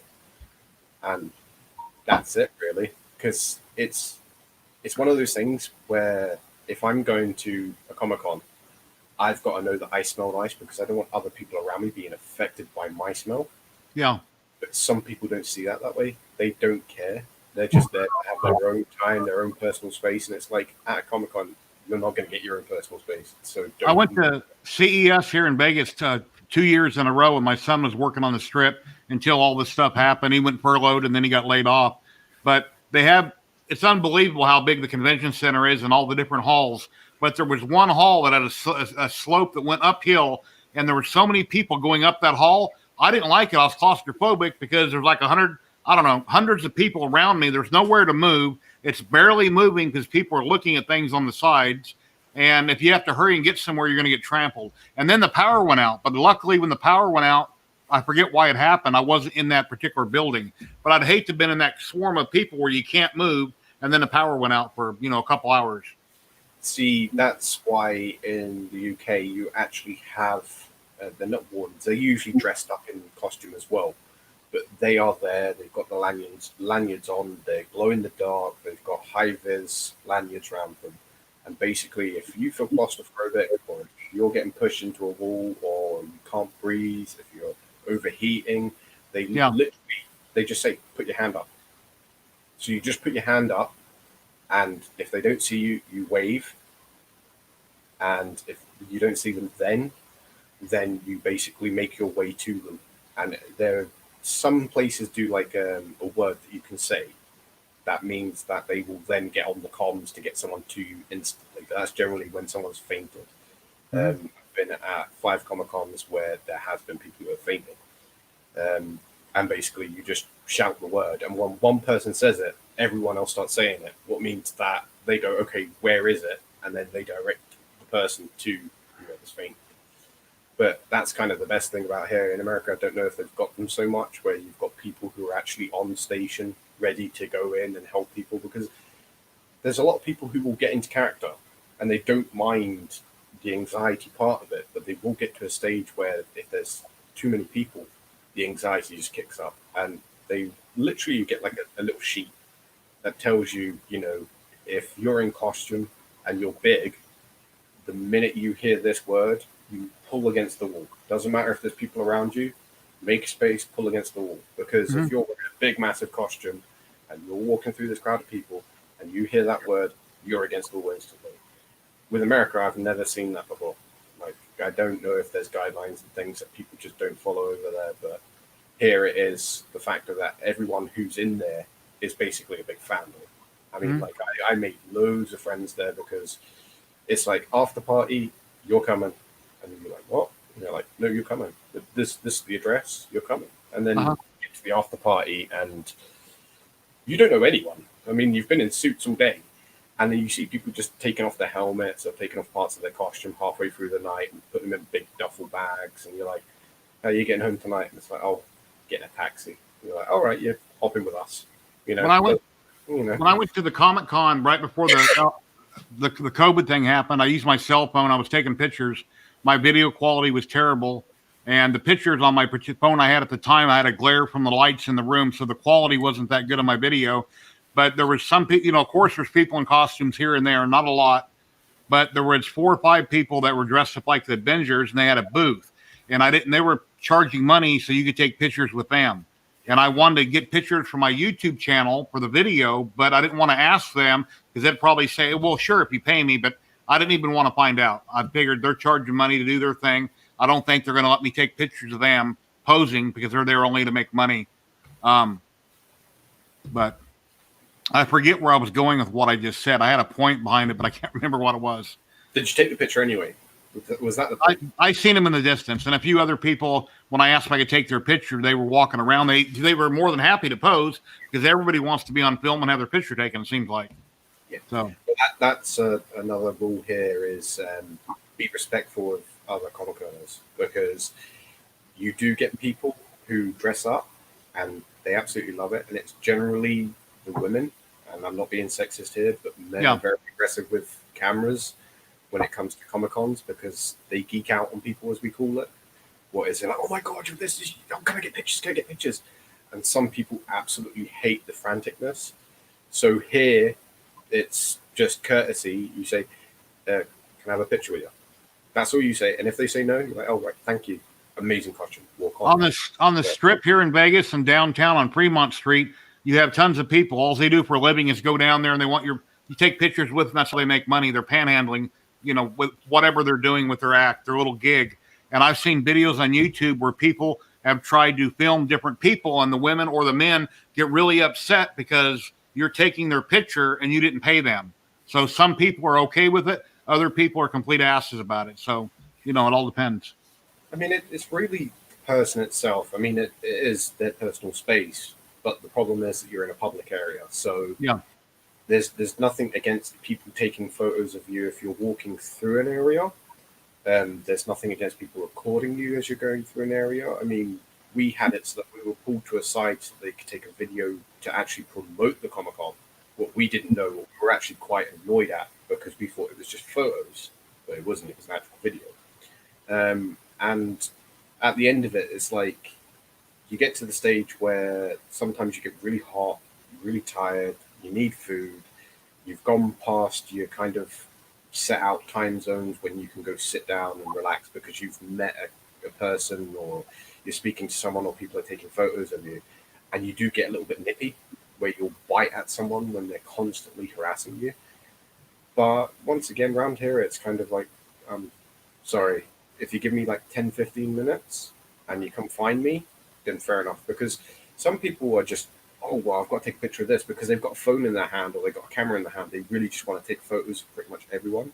But if you say, come find me in like 10 minutes, sometimes they'll go off and they'll just leave you alone. And sometimes you come back and they're like, is it okay if I get a photo now? And usually you've had a drink, you're cooled down, you're like, yeah, come on, let's go. Let's take some photos. And even at that, I mean, like we had, I think it's 7 different Deadpools and variations. Mine, I had made the actual complete teleporter. I 3D printed the hinges that I modeled and then casted them and put them all together, and then had it so that when I pressed the center button, it would light up and then fade out like in the original comic books. And then you had the other ones that was the new movie Deadpool, and you had other ones that were classic, as I would say, classic comic book style of them. And then you'd have ones that were just overkill game versions of them with like big arms and all the rest of it. And literally you're walking around and you get a tap on the shoulder and there's a Deadpool, and it's like big group of Deadpools, right? Get a photo. And then people would come by, take photos, and you're like, right, I've got to go somewhere else. But the common thing with Deadpool was he was always photobombing other people's photos. So you would notice that when you're walking past someone who's taking a photo, they would pause for a second to wait to see if you're going to photobomb them. And then you'd jump in and photobomb them. And you'd be like, I'm just kidding. And then walk on. And, that was a common thing. Is like they would actually wait for you to either get in the photo or not get in the photo. So it's kind of the etiquette of it is ask, always ask, because if someone's in the wrong mood, they don't want you to take photos of them. Fair enough. I mean, we had a professional photographer who was there, and he was fine with people taking photos of like just not coming into the photo booth because they had big green screens and you'd have the characters all standing there. But he goes, I'm going to be walking between here and here. I will do a click. So snap his fingers to do the clicks. He goes, if I'm here and I do 2 clicks, you do not come anywhere near this area. And he goes, after I've done 3 clicks, you can come towards the booth and take your photos. because obviously because he had the big green screen, or he had the star effect that he put up, it actually looked really good because Yeah. the light was perfect and then you could get perfect pictures. But then once big crowds started coming along, people would say, right, get one of the guys over here so that you can keep people moving instead of them staying there for ages trying to take photos of people. So it's tons of fun. It's one of the best things. If it's not going to a Comic-Con because you get claustrophobic or there's too many people, go to your local LARPing sessions, and they are amazing. They're more fun than Comic-Cons because you get to use foam swords, foam shields, and you put on armor and you go in and you literally just fight with people, and you have so much fun. It's such a laugh. Do you have another room in your house where you have a lot of your props set up and displayed somewhere? Yeah, I have a few of them in my bedroom. There's a few in boxes down in my garage. The house is topsy-turvy because I've been doing it up. Okay. But in my bedroom, I've got 2 shelves that is dedicated to Iron Man. I've got 1 shelf that has got Escaflowne. It's got a little Darth Vader helmet. I think what else it's got there? It's got a Wally. I've got a Wally little robot. On the top shelf, it's got a Predator skull. Then it's got usually got one of the Predator busts on there. Then on the other shelf, it's got my 2 Predator helmets and the other Predator face. Then I've got another 2 Iron Man helmets, a Halo helmet. You saw the Hayabusa, that's just up on the shelf. And I've also got a cast of Robert Downey Jr.'s face. And what they did is they took a cast of his face and then they sculpted on the design for his mustache and his shave that he was meant to have in Iron Man 1. Mm-hmm. And I was fortunate enough to get that. So I've also got a plaster cast of Robert Downey Jr.'s face as well. In 2 weeks, how would you like to be on one of my weekly live stream in 2 weeks if you have time? 2 weeks. Yeah, I can do, yeah. We'll have to figure what time works for you. I typically stream Wednesday at 4 or 5 o'clock my time. Okay, right now it's 7 o'clock at night here. So technically, if we did it my time, it'd be 2 hours ago. So It would be 1 o'clock in the morning. So whatever works for you, we can talk about it, before that time comes. But whatever schedule works, and we can talk about your life and all the stuff that you've been talking about here, and a lot of it you may not be able to physically show, but you can send me pictures and I can show them on the screen. I think it'd be awesome. You're really interesting. I like to add something about Andrew saying something about people jumping in on a picture. When I was at Murph 2019, I was getting a picture taken with 3D printing nerd, and I'm going to show you here. And guess who jumped in? Yeah, Joseph. Yeah, he jumped in there. And he was always tucked in to where a lot of people couldn't get to him. He would talk to people, but he was like, just set off to the side or always doing something else. I wanted to get a picture with him because I was trying to get pictures with everybody I watched on YouTube. And it's because him jumping in there was a plus. He actually has really bad social anxiety. That's the reason why. If you noticed, he probably ducked out quite a lot as well because he does smoke an awful lot when he's at events. Yeah. So, yeah. Let's see, who else did I get a picture with? I got a picture with damn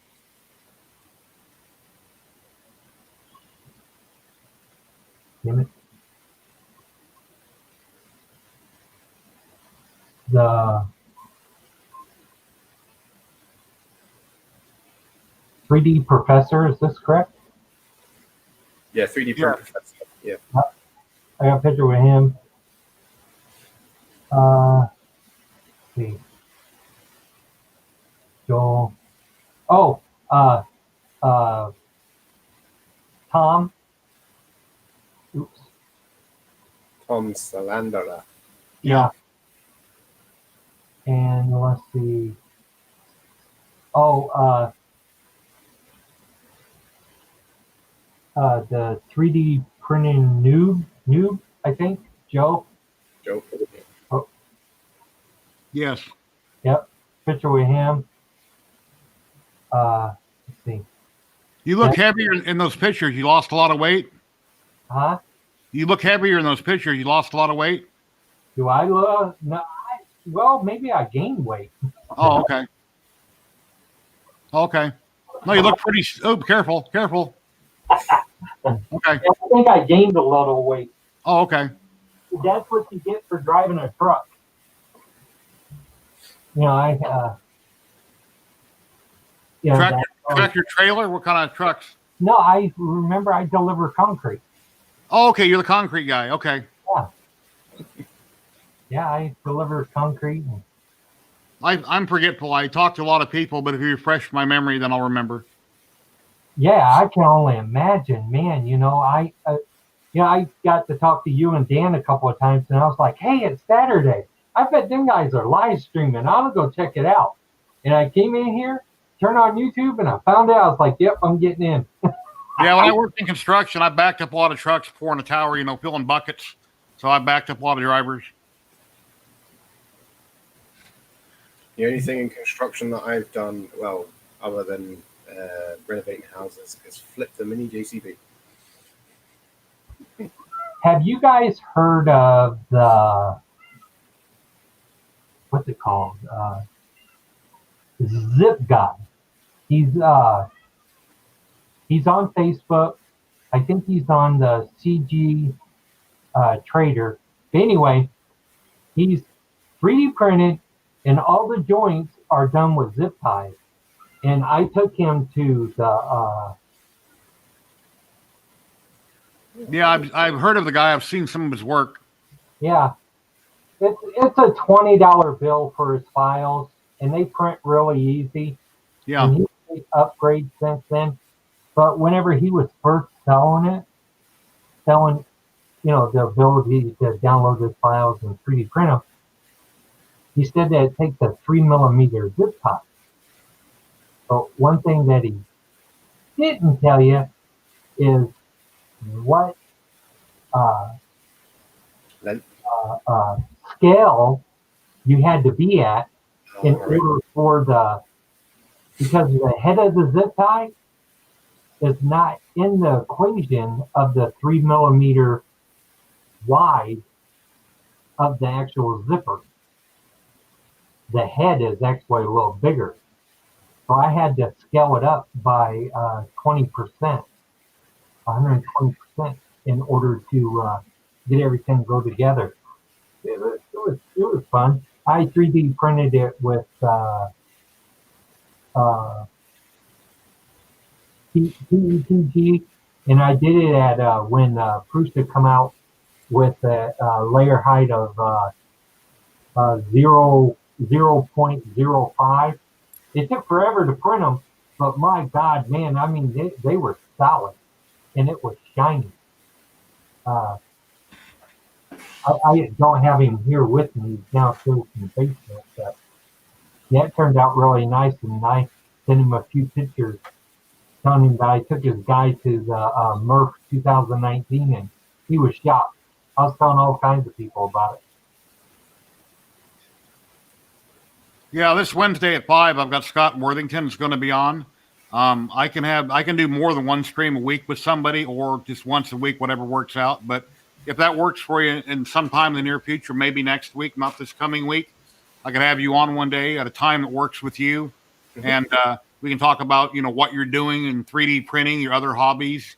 You're pretty much anything and everything is game, anything you want to share pretty much with anybody, or showing them live or pictures that I can post, however you want to do it.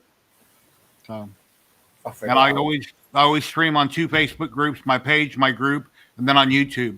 There's usually only 20 to 30 people that watch, but over time, more people will watch it, and it'll get more hits and more views. So, anyway, yeah, you sound like you have an awesome past. You have a lot of cool things going on, and it's awesome. I know a little about a lot.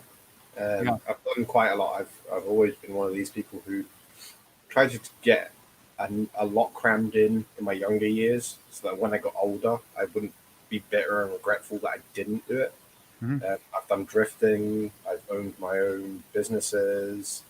I used to race cars and motorbikes. I got like my wrist damage. I've fixed pretty much everything there is that I can think of other than military vehicles. Well, I've fixed Jeeps and I've been in tanks, but never fixed them. But everything else I've pretty much fixed. So it's kind of one of those things is I learned by doing, not as much studying. Mhm. I did go to college for 3 years. I got an NC, an NQ, an NC, and a HNC in engineering. But when you get out into the field, you learn that none of that comes into play. Some of the stuff does, but none of it comes into play. And if you go in with a big head, I'm always for one of these people who comes in and watches to learn. And if you go in and think that you know everything, you will get tossed out on your backside. Yeah. And I've met a few people who have done that and got a good few stories where, I mean, does anyone know about arc welding? About what? Arc welding. Yeah, I can arc weld. Yeah. So you're meant to have protection on your skin because the flare that comes off of it is an ultraviolet flare. Yes. If you've got an industrial grade welder and you're welding at extremely high powers, that UV arc that comes off of it is hot enough to burn your skin. And well, yeah, we had a gentleman who came in who thought he was a big know-it-all just out of university. I wasn't working at that time. I was in there seeing a friend, and he turned around and goes, "Right, do you want overalls?" He's like, "No." He goes, "Did you bring your own overalls?" "No." This boy's in a t-shirt like this, and he's like, "So what, you welding in?" "This." "No, you're not. Go get a boiler suit." "Nah, it's fine. I know what I'm doing." And he goes, "Are you sure?" He's like, "Yes." He goes, "Right, sign this piece of paper." Piece of paper states that obviously any accidents within the workplace is therefore his own fault. He thought he knew it all. The next day he didn't come in for work. He had almost third-degree burns all over his arms. Wow. Because he had his arms, because everyone who does welding like that knows that your arm should always be at a position where it's away from the arc. Yes. If you need to position yourself, it is always two hands behind the arc.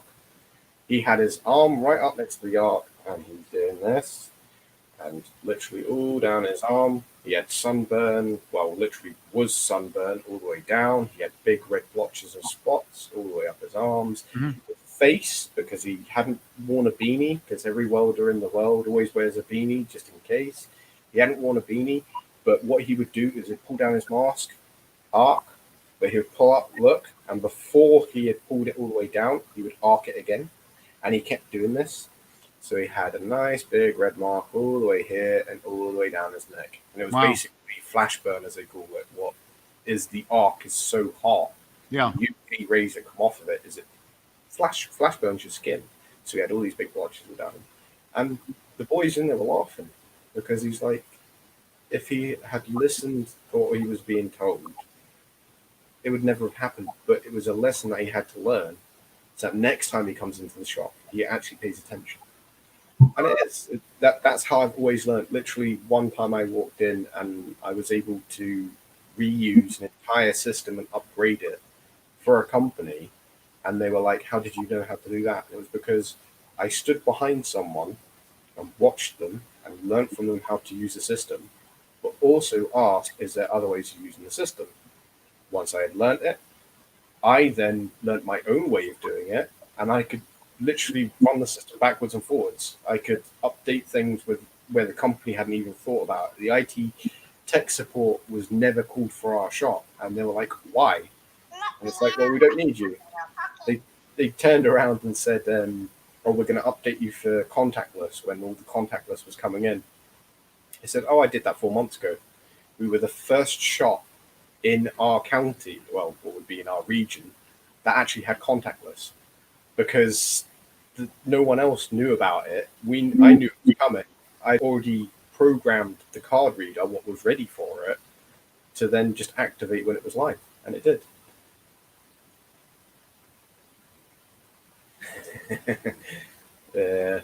I've got a fireman's jacket up there that I can use for welding, but I've got a full rawhide vest use my beanie. I've got a professional grade MIG welder's mask with the pre-adjustable presets for grinding or welding. I've got my big, massive welding gloves. I've got Sears gloves, what is basically for doing blacksmithing, what is a stiff hide leather. And I've also got acid etch gloves, what is acid rated for sulfuric acid gloves as well. And a respirator, a full respirator. I did have the air pack respirator, but I lent that away and then got it back. And I've also got a sandblaster mask as well. PPE is very important. It's one thing I've seen angle grinder blades split and hit goggles, cheap Chinese goggles, and they've stopped the blade, but they've shattered in the meantime, and nasty scar across the top of the eye. Luckily enough, it wasn't in the eye. The other one was guards on angle grinders, and this was my friend who I told him not to do it's the big cement cutting angle grinders, if you've ever seen them. He took the guard plate off because he couldn't get the angle, instead of just loosening off the handle and twisting the handle around, and he had kickback. So he had switched off the angle grinder, he still had it in, and it kicked back, and now he's got a scar all the way across his chest. And luckily enough, because it slowed down to the point that the kickback had only kicked it into him, and because he was still holding it, he literally just forced it into himself. And he's got a big scar all the way down, and I told him not to do it, move the handle. So PPE is always important. I always say to people, cheap out on anything else. You don't have another pair of eyes. You don't have another set of fingers. I said, if you want robotic hands, wait for the future, because then at least you'll be able to do things with them. I've seen it's like people that are buying laser printers now and they're experimenting with them and they think, cool, that's a cool toy. No, it's very dangerous and you can blind yourself, your animals, anybody very easily. Yeah. I mean, even laser pens. I mean, I've got a laser pen over here. It's like, pilots, people were shining them up at airplanes thinking it was funny. Yeah. You can put out an eyeball.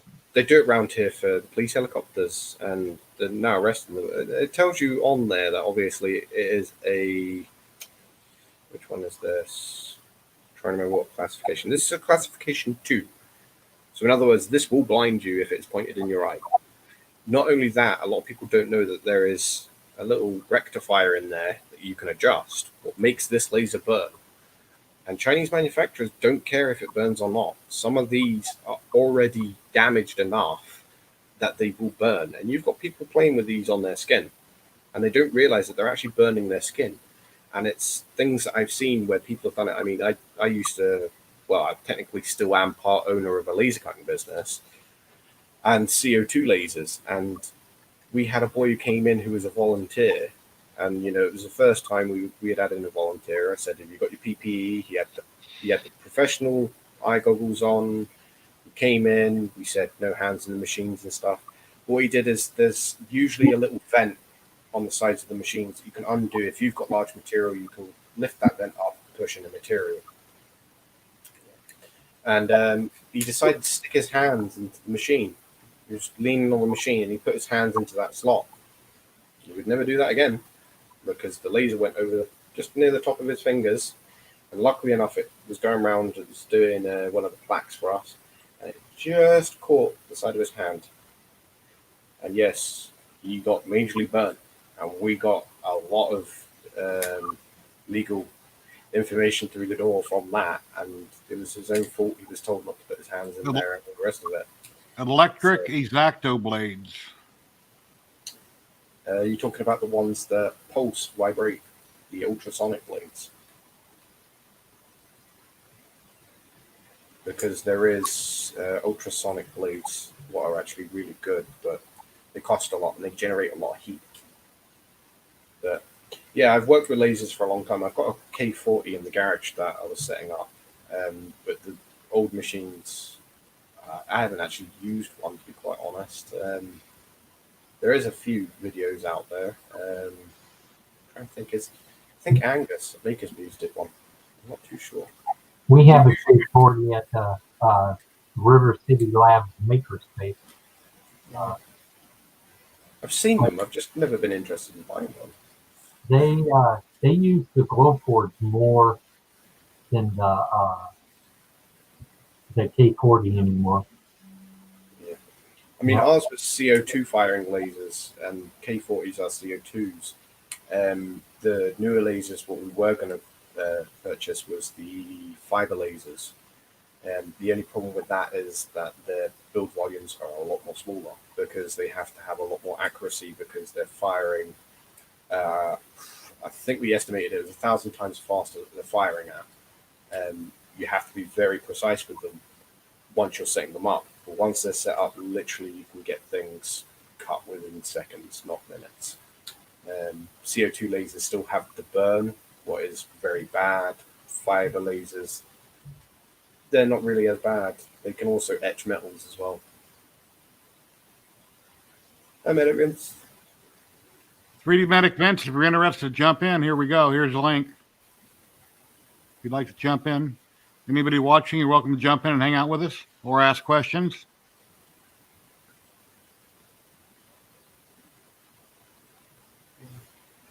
I mean, like a lot of people don't realize, like I've worked with lasers constantly, and you have to check on the machines. But I've been lazy. I'm not going to deny. I'm not a saint. I've been lazy, and I've not pulled down goggles on top of my head, and I've not pulled down my goggles to look through the top panel, to look at the cuts. And you know, once you're doing that for 6-7 hours for a week, you get to the end of the week and your eyes are burning, and your itchy eyes, and you can see you've got red marks at the top of your eyes. And once again, it's just UV arc flashing. It's the same thing. It's firing plasma, and you don't understand how dangerous that stuff is. If you've not got your goggles on, don't look at the machine. I've got a wire feed welder out in the garage. I used to have a real nice one. What's the brand name? Lincoln. I had a real nice Lincoln 220, and then I sold it. Now I just use a cheap Harbor Freight to tinker around with, and I got an auto darkening shield, but sometimes you got to replace the batteries. It doesn't respond as quick as it should when you go to start an arc, and that sucks. Yeah. And I hate to just start it and then put the shield down and start welding. I'd rather have it auto darken. So. Yeah, I mean, I've seen a few helmets like that. Generally, it's your time delay circuit on it, and what's the reaction from the UV if you haven't got an adjuster. So I don't know if you've got an adjuster for your delay.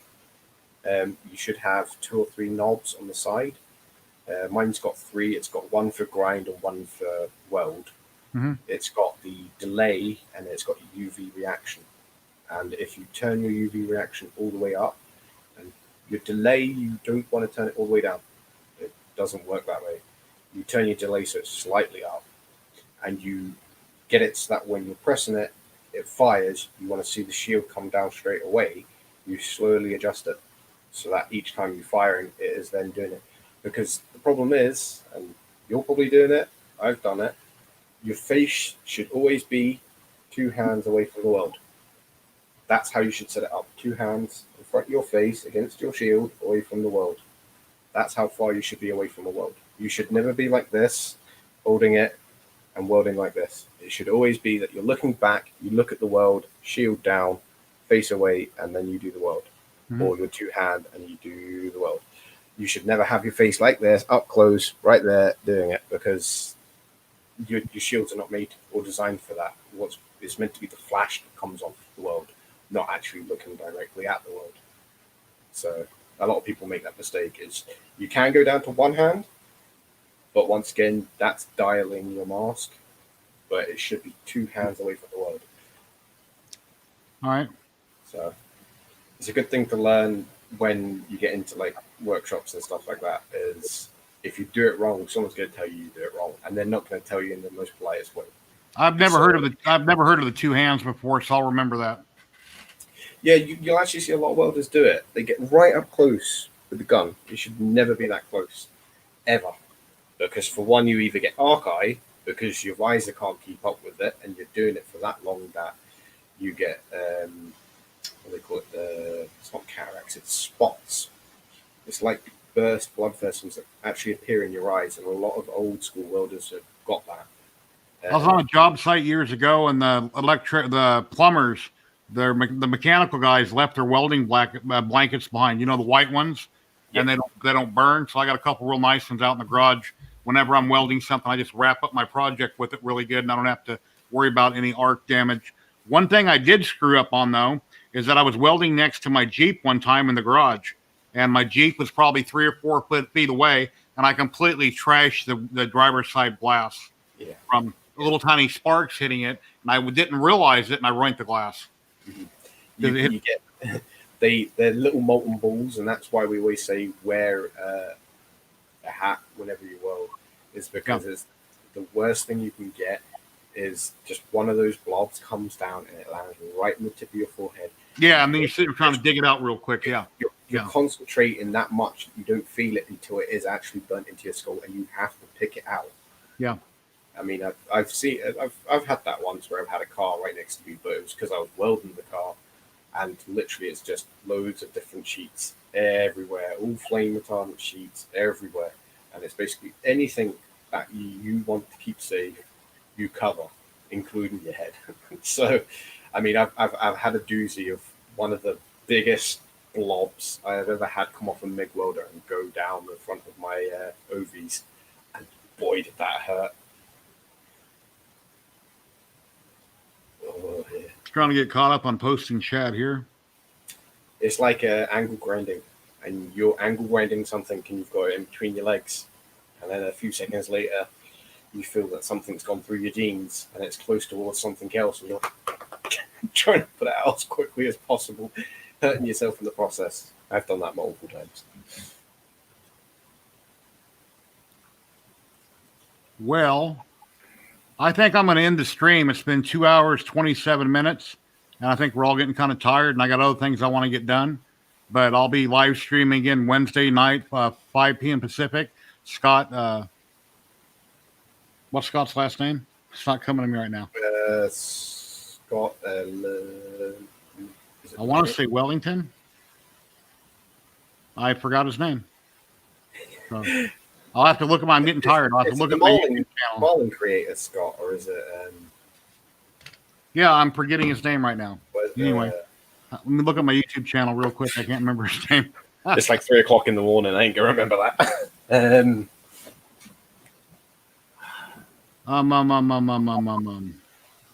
Oh, I don't know. I can't remember his name. Anyway, come back Wednesday at 5 p.m. He'll be on. Scott Latrine. No, that's from Marlin. I can't think of Scott's name. I'm trying Scott to look Warrington. at my. There's a few Scots in the 3D printing community. Scott Worthington. That's it. Scott Worthington. Yeah, I had to have the name wrong. I was close. Warrington. Yeah. Anyway, yeah, he's got a zillion printers and resin printers, and he's into CNC, and he's into just about anything and everything, and he'll be on Wednesday at 5 o'clock. So, anyway. So, yeah, there we go. Okay, Non-Pam has his wrench now. 3D Medic Vince, let me give you a wrench. There you go, Vince. Now you got a wrench. And you should have one, Andrew. I gave it to you earlier. You should have a wrench, too. Oh, thank you. So, anyway, yeah, thank you for coming and hanging out with me, guys. I really appreciate it. And I'll get a hold of you, Andrew. We can maybe chat a little bit, or I'll PM you or something about what we may can or can't do. And if you're available, then we can make it happen. Yeah, sure. Yeah. So, that sounds like fun. and thank you. But I really appreciate it, guys. Everybody that's watching, let me go ahead and run my exit intro, as I guess you call it. And everybody take care and happy printing. Thanks, guys. Take care. See you later.